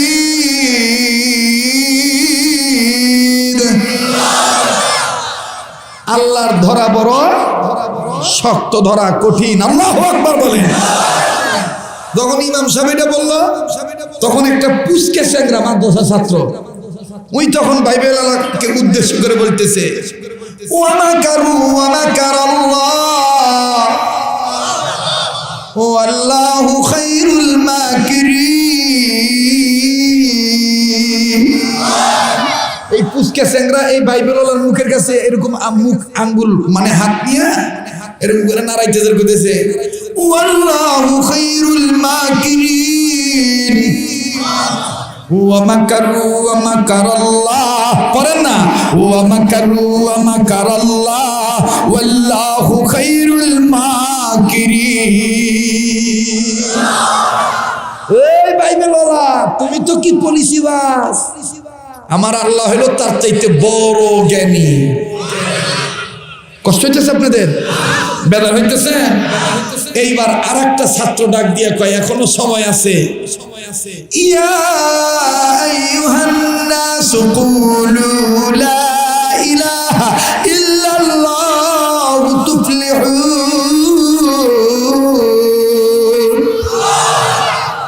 চালাকি করে সফলতা পাইবা না, সফলতা যদি পেতে চাও এক কালেমার ছায়া তলে আশ্রয় গ্রহণ করো, লা ইলাহা ইল্লাল্লাহ মানো, আল্লাহ ছাড়া কোনো আইনদাতা নাই, বিধানদাতা নাই, রিজিকদাতা নাই, এটা তুমি মানো, তাইলে সফলতা পাইবা, নাইলে এই ফাটাবাসে সিফাত থেকে উদ্ধার হইতে পারবা। কষ্ট হইতেছে।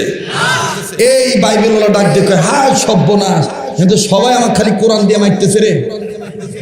কি দিয়ে মারতেছে? আপনি হুজুরগুলা ক্ষমতা দিয়ে মারবেন, আপনার সাধু ভাষায় দেশের ভাষায় মারবেন, মানে কথা অনেক কিছু বলবেন। শোনেন শোনেন, হুজুরদেরকে চিনেন না, হুজুররা শেষ রাত্রে আরবিতে মার দিবে। কি দিয়ে মার দিবে?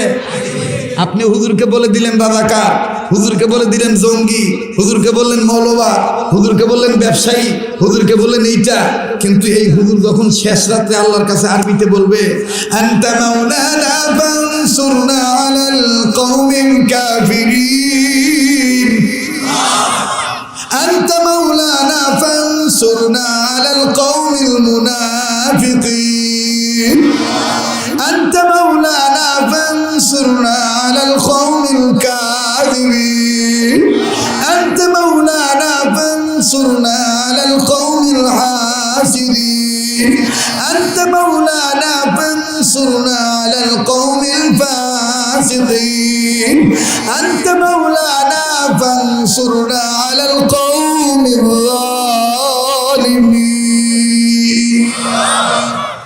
আপনি কিন্তু বুঝবেন না, হুজুরের দোয়া কবুল হয়ে যাবে মরার আগে। এখন আপনি খুব টনটাই, কিন্তু মরার আগে দেখবেন হঠাৎ করে হ্যাঁ, তখন কবে হুজুর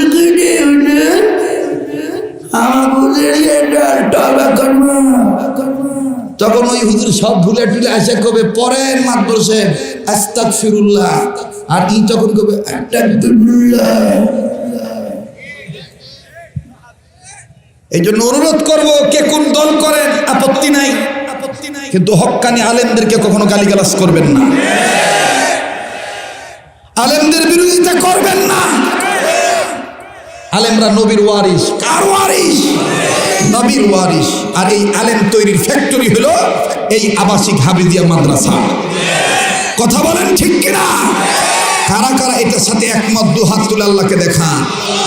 লিল্লাহ তাকবীর, লিল্লাহ তাকবীর। কোরআন সুন্নাহ যেখানে, আলেম ওলামা যেখানে, মাদ্রাসা মসজিদ যেখানে, লিল্লাহ তাকবীর। হাত নামান। মাশাআল্লাহ, আজকের পরম শ্রদ্ধেয় মান্যবর প্রধান অতিথি, অত্যন্ত শরীফতার পরিচয় দিয়ে বসে আছে, ব্যস্ত মানুষ, সভাপতি উনি চেয়ারম্যান মানুষ, জনপ্রতিনিধি। আহারে, আমরা তো একটা দুইটা সভা করি, আর উনি সকালবেলা ঘুমের থেকে উঠে ওর এই বিচার, ওর এই বিচার, ওর বিড়ি চুরি হয়েছে, ওর জুতা চুরি হয়েছে, কথা কয় না, ঠিক না? এই লোকগুলা ব্যস্ততা ছেড়ে দিয়ে বসে আছে, আর আমি আপনি কি বসে থাকতে পারবো না? একটু শেষ করে যাবো না ইনশাআল্লাহ? এবার বাজানার লম্বা না, এই বাইবেল ডাক দিয়ে বললেন, হায় রে, সবাই দেখি আমার কোরআন দিয়ে মারতেছে, আমি এখন কি করি? হুজুরকে এইবার এই বাইবেল ডাক দিয়ে বললেন, হুজুর মনে কিছু নিবেন না, হুজুর অতি চালাকের গলায় দড়ি, চালাকি করতে যায় ফাইসা গেলাম হুজুর। হুজুর গো, আপনি জানেন না হুজুর, আমেরিকার জমিনে একটা কেমিক্যাল বাইর হয়েছে হুজুর গো, আমি চালাকি করছি, আজকে চালাকি ধরা খেয়ে গেছে। হুজুর বলতেছে, কি চালাকি তুমি বলো? ডাক দিয়ে বললেন, হুজুর গো, আমেরিকার জমিনে একটা কেমিক্যাল বাইর হয়েছে, এই কেমিক্যালটা কাগজে লাগাইলে, এই কেমিক্যাল যুক্ত কাগজ যদি আগুনে পোড়ায়, আগুন জ্বলতে জ্বলতে আগুন নিভে যাবে, কিন্তু কেমিক্যাল যুক্ত কাগজ কোনো ক্ষতি হবে না। হুজুর গো, আমি আমার সহায় সম্পত্তি বিক্রি করিয়া মুসলমানদের ঈমান ধ্বংস করার জন্য আমি আমার সব সম্পত্তি বিক্রি করিয়া আমেরিকার জমিনে চলে গেলাম গো হুজুর। আমেরিকায় যাইয়া এই কেমিক্যাল প্রয়োগ করলাম, আর সিদ্ধান্ত নিলাম গ্রামগঞ্জে অবলা সরলা মুসলমানদের ঈমান নষ্ট করব। সেই সিদ্ধান্ত নিয়া আপন বাড়িতে বসিয়া আমার বাইবেলের কিতাবের মধ্যে পাতায় পাতায় কেমিক্যাল লাগাইলাম। হুজুর গো, এই কেমিক্যাল যুক্ত বাইবেলের পাতা তো আগুনে পড়বে না হুজুর। এইভাবে চালাকি করি আমি বাইবেলের পাতায় পাতায় কেমিক্যাল লাগাইছি, কিন্তু হুজুর গো, আজকে তো আপনি সব পাতা উল্টে দিলেন, বাইবেলও আগুনে ফেলতে দিবেন না, কোরআনও আগুনে ফেলতে দিবেন না। হুজুর, আপনি বলতেছেন আপন আপন বডি নিয়ে আগুনে লাভ দিতে। হুজুর, আমি তো বাইবেলের গায়ে গায়ে পাতায় পাতায় পাতায় পাতায় লাইনে লাইনে কেমিক্যাল লাগাইছি, আপনি কি আপনার গায়ের মধ্যে কেমিক্যাল লাগাইছেন নাকি? তাইলে আপনি আগুনে লাভ দিতে বলেন কে?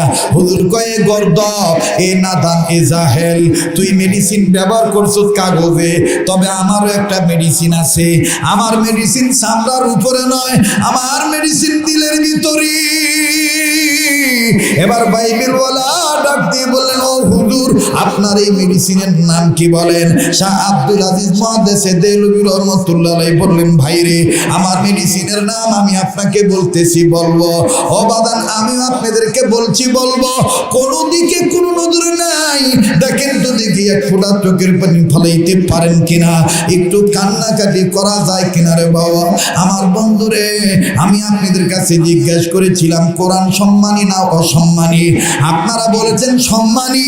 আর বাবাজি, এই কোরআনকে সম্মান করলে, এই কোরআনকে নাড়াচাড়া করলে, এই কোরআনের হাফেজ সাহেবকে মহব্বত করলে, এই কোরআনের পাগড়ি দেওয়া অনুষ্ঠান দেখলে, এই কোরআনের বাচ্চাদেরকে কোরআন শিক্ষা ছেলেদেরকে মেয়েদেরকে যদি আপনি মহব্বত করেন, আল্লাহ পাক আপনাকে সম্মানিত করে দিবে বাবা। লম্বা করার কোনো সুযোগ নাই রে ভাইয়া, একটি কথা কিতাব থেকে বলে দিই, খুতবাতে হাকিমুল ইসলামের মধ্যে পাওয়া যায়, আল্লাহর এক বান্দা গরিব মানুষ, দিন আনে দিন খায়, নুন আনতে পান্তা পোড়ায়, এই গরিব মানুষ বাদানতে মারা গেল। আমার বন্ধুগণ, আমার ভাইরা, ওই যুগের শ্রেষ্ঠ বুজুর্গ আল্লাহর ওলিকে আল্লাহ তাআলা বলে দিলেন, এরে আল্লাহর ওলি, ও গো আমার মাহবুব বান্দা, পেয়ারা বান্দা, ওই গরিব মানুষ মারা গেছে, এলাকার মধ্যে কেউ তার লাশ দাফন করতে চায় না, লাশটা পাগারের মধ্যে ফেলে রেখেছে। যাও, আমি আল্লাহ তোমাকে জিম্মাদারি দিয়ে দিলাম, এই গরিব মানুষটার লাশের জিম্মাদারি তোমার। ইমাম সাহেব হুজুর ডাক দিয়ে বললেন, আয় আল্লাহ, এটা একটা গরিব বান্দা, এর লাশের জিম্মাদারি আমাকে দিলেন, বুঝলাম না। ও আল্লাহ, এই ব্যক্তিটা আপনার কি এমন আমল করছে যে আমলের কারণে এই গরিব মানুষটাকে মাফ করে দিয়েছ? আর শিবগণ, এরা বগুড়া জেলা সদর থানার বাইরা ব্রাহ্মণপাড়া আগো আমার বাপ ভাইরা। আর জীবনে আসিবা না আসি, জীবনের শেষ বয়ান মনে করে বয়ান করছি। ভাইরে কে গো সিএনজি চালাও, কে গো অটো রিক্সা চালাও, কে গো জমিনে হাল কামাই করে খাও, কে গো বাদান লেবারি কাজ করে খাও, কে গো চাকরি করো, কে গো ব্যবসা করো। দেখো আজকের এই কোরআনের পক্ষে যদি তুমি আইসা যাও, আমার আল্লাহ তোমাকে মাফ করে দিবে রে বন্ধু। লম্বা আমি করি না রে বাজান। এই বুজুর্গ এবার যখন জিম্মাদারি নিয়ে গরিব লোকটার জানাজার নামাজ পড়তে গেল, লোকটা যাইয়া দেখে ছেলেটা ছেলে আর মেয়ে, এই গরিব মানুষের ছেলে আর মেয়ে লাশের আমার বাইরে লাশের জিম্মাদারি নিয়ে বেটা আর বেটি বাপটার লাশ সামনে নিয়ে বলে, আল্লাহ আমার বাবার লাশটা কি তাইলে জঙ্গলে থাকবে নাকি নদীতে ভাসায় দেব? আল্লাহ গো আমার এই বাবার লাশ কি দাফন হবে না?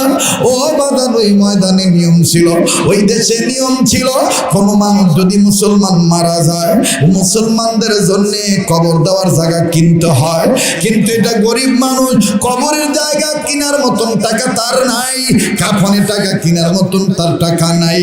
এবার এই ছেলেটার মেয়েটা কান্দার ডাক দিয়ে বলে, মালিক তাইলে কি আমার বাবার লাশ জঙ্গলে ফেলে ছুঁয়ে যাবো নাকি নদীর পানিতে বাসায় দেব? আমার বাইরে আল্লাহর ওলি ডাক দিয়ে বললেন, বেটা এই নাও আমি তোমাকে টাকা বের করে দিলাম, এই টাকাটা দিয়ে তুমি কাপড়ে কাপড় ক্রয় করো, আর তোমার আম্মুকে বলো, তোমার গেতি গোষ্ঠীর লোকদেরকে বলো, তোমার বাবাকে মাটি দেওয়ার জন্য যে পরিমাণ কবরের জায়গা দরকার এই পরিমাণ জায়গা ক্রয়ের টাকা আমি দিয়ে দেবো। লম্বা কথা সংক্ষেপ করে দিলাম বাবা। জানাজা কমপ্লিট, কবরের মধ্যে যখন গরিব লোকটাকে শোয়াবে, ইমাম সাহেব মানুষ, আলেম মানুষ, বুজুর্গ বান্দা, এই গরিব মানুষটাকে যখন কবরে শোয়াবে, কবরের ভিতরে থেকে কেমন জানি সুঘ্রাণ আসতেছে নাকের মধ্যে, জান্নাতি খুশবু আসতেছে, আর কবরটা ফুল বাগিচায় ভরপুর। জোরে করেন সুবহানাল্লাহ। আবার এই বুজুর্গ ডাক দিয়ে বলতেছেন, মালিক কবর হলো প্রতিটি মানুষের জন্য ইমিগ্রেশন কাউন্টার। মালিক এই কবরে যদি কোনো মানুষ ধরা খাইয়া যায়, সব জায়গায় সে ধরা খাইয়া যাবে। ইমিগ্রেশন কাউন্টারে ধরা খাইলে যেমন বিপদ, এই কবরে যদি আমি আপনি ধরা খাইয়া যাই, সব জায়গায় বিপদ রে ভাই। আমার বন্ধুগণ, আমার বাবাদিরা, কোনো দিকে নজর নাই। এইবার এই বুজুর্গ ডাক দিয়ে বললেন, আল্লাহ এই কবরটা দেখতেছি তার জন্য জান্নাত। ও আল্লাহ কি এমন কাজ করছে তোমার কাছে জানতে চাই। বাজানো আমি কিছুক্ষণের মধ্যে ফিনিশিং দিয়ে দেব, আমি কিছুক্ষণের মধ্যে কথা ফিনিশিং দিয়ে দোয়া করে বিদায় নিয়ে চলে যাব। আল্লাহর জন্য কেউ কারো দিকে তাকায়েন না, নিজের দিকে নিজে তাকান রে বাবা। দেখেন তো দেখি দিলটা নরম হয় কিনা, এক ফোঁটা চোখের পানি ফালাইতে পারেন কিনা। আমার বন্ধুগণ, আমার ভাইরা, হুজুর যখন বললেন, আল্লাহ কোন কাজের উসিলায় গরিব লোকটাকে তুমি মাফ করে দিছ, জানতে পারলাম এই লোকটা লেখাপড়া করতে জানে না, এই লোকটার সাথে আরবির কোনো সম্পর্ক নাই, এরপরও তুমি তার কবর জান্নাত বানায় দিলা। আমার বাইরে হঠাৎ করে ছেলে বাবার এই মৃত ব্যক্তির সন্তান হুজুরের হাতটা ধরে ডাক দিয়ে বলেন, হুজুর আমার বাবা মূর্খ মানুষ ছিল, আমার বাবা গরিব মানুষ ছিল, কিন্তু আমার বাবার একটা আমল ছিল। এবার ভাইরে ছেলে এইভাবে বলি আর কান্দি। হুজুর বলে, বেটারে তুমি এইভাবে কান্দো কেন? ছেলেটা ডাক দিয়ে বলে, হুজুর আমার বাবা মারা গেছে, মানে পরিবারের বট গাছ ধ্বংস হয়ে গেছে, ধ্বংস হয়ে গেছে। বাদান যেই পরিবারে বাপ নাই, তার মতন বড় কষ্টের পরিবার আর নাই। কথা বলেন ঠিক না বেটি?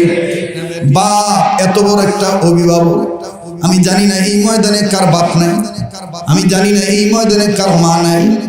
ও বন্ধু, বাপ যে কত বড় নিয়ামত। কয়েকদিন আগে আমি চণ্ডীহারা এলাকায় আপনাদের মাঝে বলেছিলাম, আজকে আমি একটা মায়ের কথা বলি। বাদান মাও যে কত বড় নিয়ামত। মা যাদের গ্রামে থাকে অথবা আপনারা যারা শহরে থাকে, এই মা যত দূরেই থাকুক না কেন, আমার ভাইরা সন্তানের বিপদের খবর আল্লাহ তাআলা জানার পরেই পৃথিবীতে সবার আগে তার মা জানে। কথা বলেন ঠিক না বেঠি? বিদেশেতে যদি কারো সন্তান মারা, পশু পক্ষী না জানিতে জানে তাহার মায়। কতক্ষণ ঠিক না বেঠি? মায়ের নারের সাথে বেটা বেটির মহাব্বতের একটা নারের সংযোগ আছে, যার কারণে 1000 মাইল দূরে যদি মা থাকে, আমার বাপ বেটা থাকে, আর মা যদি গ্রামের মধ্যে থাকে, কুড়ে করে মাটির ঘরের মধ্যে থাকে, তাও দেখবেন মা তার দিলের মধ্যে সন্তানের বিপদের খবর জেনে ফেলে আল্লাহর দয়ায়। কতক্ষণ ঠিক না বেঠি? কেমনে বাদান দেখলো? ও বাবাজি, আপনারা ভুলে গেছেন, আপনারা হয়তো বা বলতে পারেন মাওলানা শরীয়তপুরি বাইবেল বলার আগুনে লাভ দেওয়ার কথা কি আপনি ভুলে গেলেন? না না বাদান, আমি ভুলি নাই, আমি আপনাদেরকে বলবো, কিন্তু আমি একটু জাস্ট পরীক্ষা করতে চাই। মায়ের মহাব্বত কার অন্তরে আছে, বাপের মহাব্বত কার অন্তরে আছে? বাদান রে, কার জানি মা কবরে কান্দার ডাক দি বলে, বেটা রে, মা ফেলে গেলি আমার জন্য কাঁদলি না, বাবা কবরে এসে খবর পাইলাম কোন ছেলে মেয়ে যদি মা বাবার জন্য কান্দে, তাহলে ছেলে মেয়ের কান্নার উসিলা, দোয়ার উসিলা বাপ মার কবর আল্লাহ মাফ করিয়া দেয়। চিৎকার দিয়া বলেন সুবহানাল্লাহ। এ বন্ধু দেখেন, মায়ের নারীর সাথে সন্তানদের মহাব্বতের নারীর কেমন মিল। আমি লম্বা করব না, সম্ভবত ক্যাচের মাধ্যমে আপনারা আমার এই বয়ানটা শুনছেন। সিঙ্গাপুর এক প্রবাসী ভাইয়ের কথা বলি রে বাবা, আমার এই নিজ এলাকার ঘটনা। 5 ছেলের মধ্যে সর্বকনিষ্ঠ ছেলের নাম হলো মাসুদ। এই মাসুদ ভাইয়াকে বাপ মা অর্থ ব্যয় করে সিঙ্গাপুর পাঠাইল। 2-2.5 মাস চলে গেল, মাসুদ ভাইয়া বাড়িতে ঠিকই যোগাযোগ করে, কিন্তু মা বাবার সাথে কম কথা বলে। মা বাপ রাত্রেবেলায় ঘুমায় থাকে, গভীর রজনীতে মাসুদ যখন বাড়িতে ফোন দেয়, যখন বলে মার সাথে কথা বলবো, স্ত্রী বলে আব্বু আপনি ঘুমাইতেছে। মাসুদ বলে ঠিক আছে, দিনের বেলায় ফোন দিলে কথা বলবো। আরে বন্ধু, একদিনের ঘটনা, মাসুদের মা মাসুদের ছেলেকে ডাক দিয়ে বলে, দাদু ভাই, তোমার আব্বা কালকে ফোন দিলে মোবাইলটা আমার কাছে নিয়ে এসো। দেখো রে বগুড়ার বাইরা, কোন মায়েরে তুমি বুড়ি কয়ে গালি দাও, কোন মায়েরে তুমি ভিডিও কলে চেহারা দেখে কথা বলতে চাও না, প্রেমিকাকে দেখে দেখে কথা বলো, বউকে দেখে দেখে কথা বলো ভিডিও কলে অত্যাধুনিক জামানায়। কিন্তু দেখো রে বাবা, কেন তুমি মায়ের মা বলে পরিচয় দিতে চাও না? মার চেহারা কেন তুমি দেখতে চাও না? আরে বাবাজি, মা ডাক দিয়ে বলে, ও দাদু ভাই, তোমার আব্বু কালকে ফোন দিলে আমাকে মোবাইলটা নিয়ে দিও, তোমার আব্বুর সাথে আমার কথা আছে। তোমার আব্বু ভালো আছে না খারাপ আছে আমি একটু জিজ্ঞেস করো। তোমার আব্বুকে নিয়ে আমি একটা খারাপ স্বপ্নে দেখছি, এই স্বপ্ন দেখার পর থেকে আজকে 15 দিন যাবৎ খানা নাই, ঘুমাইতেও পারি না। আমার বেটা কেমন আছে আমি একটু জানতে চাই। মাসুদের বেটা বললো ঠিক আছে দাদু ভাই, আমি বলবো। এবার পরের দিন যখন মাসুদ ভাইয়া ফোন দিল, মাসুদ ভাইয়ার ছেলে ফোনটা নিয়ে, দাদু ভাই আব্বু ফোন দিয়েছে। ও বাগান বৃদ্ধ মান এই মোবাইলটা কানের কাছে নিয়ে প্রথমে কান্দা দিয়া ডাক দিয়ে বলে, বেটা রে, আগে তুই কেমন আছো? ও বেটা তুই বল, তুই কেমন আছো? মাসুদ ডাক দিয়ে কয়, মা না, আগে তুমি বলো, তোমার কি হয়েছে? মাসুদের মা কয়, না বেটা, আগে তুমি বলো তুমি কেমন আছো। মাসুদ কয়, না মা, আগে তুমি বলো তোমার কি হয়েছে। মাসুদের মা কান্দার ডাক দিয়ে বলে, বেটা রে, আমি তোরে নিয়ে একটা খারাপ স্বপ্নে দেখছি। মাসুদ বলে, মা কি স্বপ্ন? মাসুদের মা ডাক দিয়ে কয়, বেটা রে, আমি স্বপ্নে দেখতে পাইলাম তোর ডান পাটা ভেঙে গেছে, তোর পায়ের মধ্যে বিশাল আকারে মোটা ব্যান্ডেজ করা, তোর পাটা টানা দিয়া বেঁধে রাখছে, তুই 2 সপ্তাহ যাবৎ কাজে কর্মে যাইতে পারস না। আম্মু আব্বু কইয়া তুই চিল্লি করস, তোর পাশে কেউ নাই। বেটার আমি স্বপ্নটা দেখছি, বেটা সত্য না মিথ্যা আমি বলতে পারবো না, কিন্তু বেটার এই স্বপ্নটা দেখার পর আমার খাওয়া নেই। ও মানি, বলো তুমি কেমন আছো? মাসুদ কান্দার ডাক দিয়ে বলে, মারে, আমার তো ভেঙে গেছে। মা তুই কেমনে জানলি? আসলে তো 2 সপ্তাহ যাবত আমি পঙ্গু হইয়া বিছানে পড়িয়া রয়েছি। মা, সিঙ্গাপুরে আমি প্রবাসী জীবনে কনস্ট্রাকশনের কাজ বুঝি না। এই কনস্ট্রাকশনের কাজ করার জন্য মোটা বস্তু, ভারী বস্তু, ওজনদার বস্তু মাথায় নিয়ে যখন নিচতলা থেকে 2 তলায় যাব, আমি আমার পা পিছলে স্লিপ কেটে পড়ে গেছি। মা, ও মা, আমার ডান পাটা ভেঙে গেছে, আমার পায়ে আসলে মোটা ব্যান্ডেজ দেওয়া। মা গো আমার পা টানা দিয়ে বাইন্দা রাখছি। মা আসলে আমি আব্বু আম্মু কইয়া চিল্লি করি। মা এটা আমি বাড়িতে বলি নাই, এটা আমি আমার শ্বশুর শাশুড়িরও বলি নাই। মা গো তুই জানলি কেমনে? মা ডাক দিউকা বেটারে তুই জানোস না আমার নারের সাথে তোর মোহাম্মতের একটা নারের মিল আল্লাহ রেখে দিছে। ও বেটা তুই আমি যতদিন বেঁচে থাকবো ততদিন এই মোহাম্মতের নাড়াচাড়া দিবে, তুই বিপদে পড়লি। বেটা আমার মাওলা আমাকে স্বপ্নের মাধ্যমে জানিয়ে দিছে। আরে ভাই এই মা যে কার নাই। আপনারা একটা কথা, একটা ওয়াজ আপনারা ইন্টারনেটে আমার মুখ থেকে শুনছেন। রোহিঙ্গা রাজ্যে মিয়ানমারে যখন আমার ভাইরা মুসলমানদেরকে মারলো, ওই মারার মধ্যে আমার বন্ধুগণ মিয়ানমারের পুলিশগুলো, আইন শৃঙ্খলা বাহিনী, তারা মুসলমান মহিলাদেরকে তারা কেউ টায়ারের সাথে পোড়ায় মারল। আমার বন্ধুগণ গর্ভবতী নারীদের পেট ফাললো। আপনারা অনেকে দেখছেন ফেসবুকে এই ছবিটা। বাজার রোহিঙ্গা রাজ্যের একটা রোহিঙ্গার সাথে কথা বলে জানতে পেরেছি ওই ঘটনাটা তার চাচির সাথে ঘটাইছে। দুধের বাচ্চাকে নিয়ে মা দাঁড়িয়ে আছে। আমার বন্ধুগণ মহিলাটাকে আর মহিলার স্বামীকে গ্রেপ্তার করলো, মহিলার স্বামীকে গুলি করে মারলো, মহিলারও গুলি করে মেরে দিল, বাচ্চাটাকে ছেড়ে দিল। বাচ্চাটা তো মায়ের কাছে। মেয়েটা যখন, মহিলাটা যখন লাশ হয়ে পড়ে গেল, এই ইসলাম বিদ্বেষী দেখেন কি হিংস্র, এই বাচ্চাটাকে মায়ের কাছে ছেড়ে দিল। দুধের বাচ্চা, 2.5-3 বছরের বাচ্চা হামাগুড়ি দিয়ে হাঁটে। বাবাজি এই ছোট্ট বাচ্চা যখন হামাগুড়ি দিয়ে যায়, বাবাজি এই বাচ্চাটা তো আর বুঝে নেই যে তার মা মারা গেছে। এই বাচ্চাটা মনে করছে আমার মা অনেকক্ষণ আমারে দুধ পান করায় না, আমার মা শুইছে, আমার মা বুঝি আমাকে দুধ দিবে। এই বাচ্চাটা আস্তে আস্তে করে হাঁটি হাঁটি পা করে হামাগুড়ি দিয়ে যখন মায়ের কাছে গেল, মায়ের স্তনের কাছে যে কাপড় সরাইয়া আমার বন্ধুগণ স্তন বরাবর যখন মুখ লাগায়, নানা দুধু আসে না। আর ওই মিয়ানমারের লোকেরা হাতে তালি দিয়ে হাসে আর হাসে। এই বাচ্চাটা যখন বারবার দুধু খাইতে যায়, দুধু তো মা দেয় না, মা তো নড়াচড়া করে না। এক পর্যায়ে বাচ্চাটা যখন স্তনে দুধ পাইল না, এই বাচ্চাটা আর একটু উপরে উঠে মায়ের মুখের কাছে মুখ লাগাইয়া হাত দিয়া মায়ের মুখ নাড়ি আর ডাক দিয়ে বলে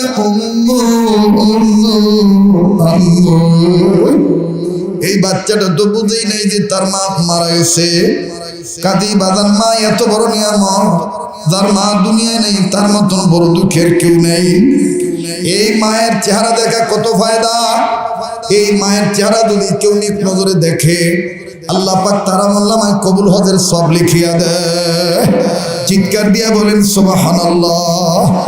বাদান আমি জানি না এই ময়দানে কার মা নাই কার বাপ নাই। একটু পরে আমি মুসাফির মানুষ, যেই হাতটা দিয়া বারবার কাবা ধরি, যেই হাতটা আল্লাহ ওয়ালাদের হাতের সাথে লাগানো, নবী পর্যন্ত লাগানো। বাদান রে এই হাত তুলিয়া দোয়া করব, আপনি মা বাবার জন্য একটু চোখের পানি ছেড়ে দোয়া করে যাবে। আর নিতে প্রবাসাতে কামাতা দিন উতুদান, যেমন কর্ম তেমন ফল। আজকে যদি আমি আপনি মা বাবার জন্য দোয়া না করি, কালকে আমার আপনার বেটা বেটু আমার আপনার জন্য দোয়া না করে চলে যাবে। কাজেই বাজার মা বাবার জন্য দোয়া করে যাব। আমি দেখতেছি অনেক মুরব্বীরা কাঁদতেছে, অনেক যুবকেরা মা বাবার দরদে চোখের পানি ছেড়ে দিয়েছে। ভাইরে আর লম্বা নয়, আর লম্বা নয়, নয়। মুসলমান ভাইরারে আমার, এই বালক ছেলে বালিকা মেয়েটা ডাক দিয়ে বলে, হুজুর আমার বাবা মরে গেছে, আমাদের বট গাছটা ঝরে গেছে হুজুর। তারপর বলি আমার বাবার কি আমল ছিল? আমার বাবার একটা আমল ছিল, আমার বাবা আলেমের মুখ থেকে শুনছে কোরআন সম্মানের কিতাব। আমার বাবা কামায় টাকা দিয়া একটা কোরআন শরীফ বাজার থেকে ক্রয় করে হাদিয়া দিয়ে নিয়ে আসছে। আমার বাবা লেখাপড়া জানতো না, প্রতিদিন সন্ধ্যার পরে আমার আব্বা কোরআন শরীফ নাড়াচাড়া করতো আর আল্লাহকে ডাক দিয়ে বলতো, আল্লাহ তুমিও জানো আমিও জানি আমি মূর্খ, এই কোরআন পড়ার যোগ্যতা আমার নাই, কিন্তু আমি দিল থেকে বিশ্বাস করি এই কোরআন তোমার কালাম, আমি তোমার গোলাম। হুজুর এই কথা বলতো আর কোরআন শরীফ নাড়াচাড়া করতো। হুজুর আমার বাবা ওযু করিয়া কোরআন এইভাবে নাইতো আর কান্নাকাটি করতো। হযরত ডাক দিয়ে বলতেছেন, সুবহানাল্লাহ, এই এতটুকু আমলের উসিলায় আল্লাহ তোমার বাপকে জান্নাত দিয়ে দিছে। কাজী বাদান কোরআন সম্মানিত। লাহে তাকবীর। ভাই আপনারা ছাড়া কেউ করিস না, হ্যাঁ আমার ভাইরা একটু খেয়াল করেন। আবার লিল্লাহে তাকবীর, লিল্লাহে তাকবীর। আমার ভাইরা আমার বন্ধুরে, এইবার বাইবেল ওলা ডাক দিয়ে বলেন, হুজুর আপনার মেডিসিনের নাম কি মনে আছে? হুজুর ডাক দিয়ে বললেন, আমার মেডিসিনের নাম হলো ঈমান। এই ঈমান নামক মেডিসিন নিয়া আমাদের পিতা ইব্রাহিম খলিলুল্লাহ নমরুদের অগ্নিকুণ্ডে লাফ দিয়েছিল, আর আমার আল্লাহ নমরুদের অগ্নিকুণ্ডকে ইব্রাহিম খলিলুল্লাহর জন্য ফুল বাগিচা বানায় দিছে। আর বাইবেল বলা তুমি কেন বুঝো না?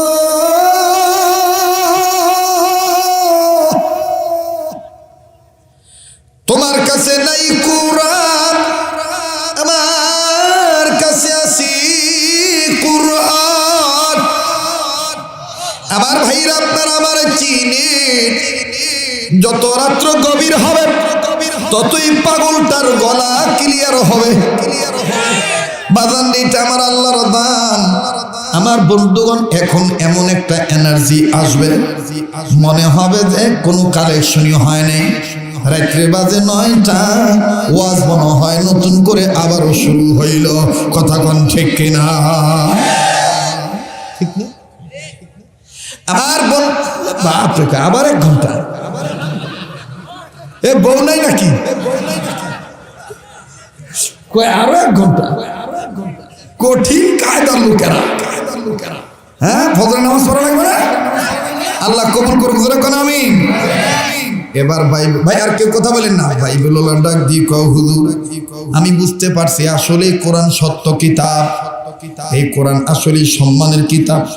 হুজুর আপনি আমারে মাফ করে দেন, আর আমারে তওবা পড়াইয়া কালেমা পড়াইয়া মুসলমান বানাইয়া দেন।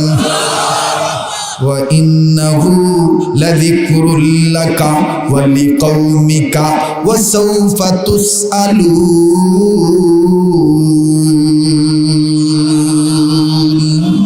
যাহার পরশ পেয়ে পাথর হলো সোনা, সন্দেহ ভুল নাই যার একটি কোনা। এ যে এক বিপ্লব পিছা ফেলে যত সব, এ যে এক বিপ্লব পিছা ফেলে যত সব, এগিয়ে চলে সে অগ্রপানে। সমাধান সমাধান চাও যদি জীবনে মরণে, ফিরে যাও খুঁজে নাও, চোখ রাখো কোরআনে। বলেন ফিরে যাও খুঁজে নাও। আহা, আমি একটা কথা না বলেই পারি না। সারা পৃথিবীর কোন রাষ্ট্রের কোন জেলার মানুষের কাছে আমি ঋণী না, কিন্তু বগুড়া জেলার মানুষের কাছে আমি ঋণী। কারণ এই বগুড়া ডিস্ট্রিক্টের মানুষের কারণে পৃথিবীর মানুষরা আমাকে চিনে। আমার জীবনের প্রথম ওয়াজ সারা বিশ্বে বিপ্লব ঘটাইছে, আলোড়ন সৃষ্টি করছে বগুড়া জেলার ওয়াজ। ওই সেই আজিজুল হক কলেজ মাঠের পাশে যে কামারগাড়ি রেল ঘুমটি এলাকা, বগুড়ার ভাইরা আমার শুনছেন না? সেই বয়ান আজ বিশ্বের ভিন্ন ভিন্ন মুসলিম রাষ্ট্রে যেখানেই বাঙালিরা আছে সেখানেই বাঙালিরা এই বয়ান বাজায়। তো বগুড়া জেলার মানুষের কাছে আমি ঋণী, মাল্লাম ইয়াশকুরিন নাস সালাম ইয়াশকুরিল্লাহ। যার যেখানে উত্থান, আমার বন্ধুগণ, এই উত্থানের দ্বারা এই মানুষটার কৃতজ্ঞতা প্রকাশ করা লাগে। কথা বলেন ঠিক কিনা? আমি আপনাদের জন্য দোয়া করি, আপনারা আমার জন্য দোয়া করবেন। এবার বাইবেলওয়ালা সারেন্ডার হয়ে গেছে, আত্মসমর্পণ করছেন, মুসলমান হয়ে গেছে, প্রমাণ হয়ে গেল কোরআন সম্মানিত। বলেন কোরআন সম্মানিত না অসম্মানিত? আল্লাহ কবুল করেন, আমাদেরকে এটা মানার তৌফিক দান করেন। এবার আসেন, আজান কি দেওয়াই লাগবে? তা আজান খালি শুনলে হবে নাকি আজান শুনে 5 ওয়াক্ত নামাজ পড়া লাগবে? নামাজ পড়বেন না? 5 ওয়াক্ত নামাজ পড়বেন না? তবে আগের মতন তো আর ওরকম গলা নাই, একটু খালি না বয়স হয়েছে, এই জন্যে এই এখন যে কেমন হয় আল্লাহ জানে। তবে আজান শুনে 5 ওয়াক্ত নামাজ পড়বেন। রাজি আছেন তো ইনশাল্লাহ? রেডিও করলে দেখবেন কারি মোহাম্মদ উবাইদুল্লাহ হুজুর চমৎকার কণ্ঠে মায়াবীর আওয়াজে বলে, আল্লাহু আকবার,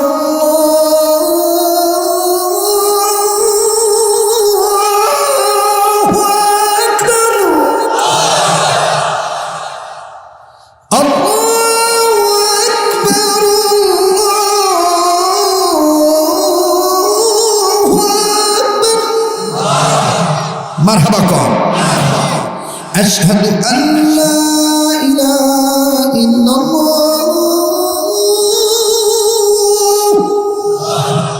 এটা খালি শুনলে হবে নাকি তাকে সারা দিয়ে নামাজ পড়তে হবে? নামাজ পড়বো না? অনেকে বলে এটা মক্কা মদিনার সুর, আসলে এটা মক্কা মদিনার সুর না, এটা বাঙালি সুর। মদিনার কণ্ঠের আওয়াজটা ভিন্ন। মদিনাতে যখন মদিনার মসজিদ আযান দেয় তখন কিবলার দিক থেকে নরম কণ্ঠে মিষ্টি আওয়াজটা ভেসে আসে। যারা হজ করছেন তারা জানেন কি মায়াবী সুরে বলে।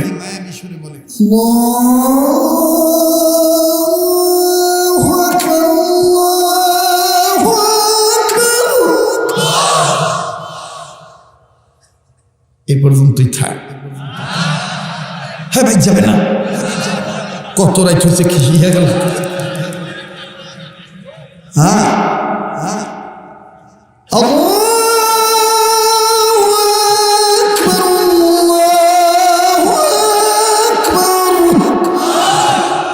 আবার শোনেন, খালি সুরের আজান শুনেন না, সুন্নতি আজানটাও শোনেন। সুন্নতি আজান হলো একালিপের জায়গায় একালিপ, যেটা জামিলে দেওয়া হয়, যেটা ভালো ভালো প্রতিষ্ঠানে, আল্লাহ ওয়ালাদের প্রতিষ্ঠানে আমার ভাইরা সুন্নতি আজান অনেক মাদ্রাসায় দেওয়া হয়। এভাবে বলে, আল্লাহু আকবার, আল্লাহু আকবার। একালিপের জায়গায় একালিপ, কিন্তু এইভাবে আজান দিল অনেকে কয় হুজুরের দম খাটো। হুজুরের কি খাটো? আসলে দম খাটো না, হুজুর সুন্নতি আজান দিচ্ছে। ঠিক কিনা কন? আল্লাহ পাক আমাদেরকে সুন্নতলা উন্নত হওয়ার তৌফিক দান করেন। ভাই যারা দাঁড়ায় আছেন, ভাই মেহেরবানি করে যদি পারা যায় বসেন, বাবা বসে দোয়াটা করি।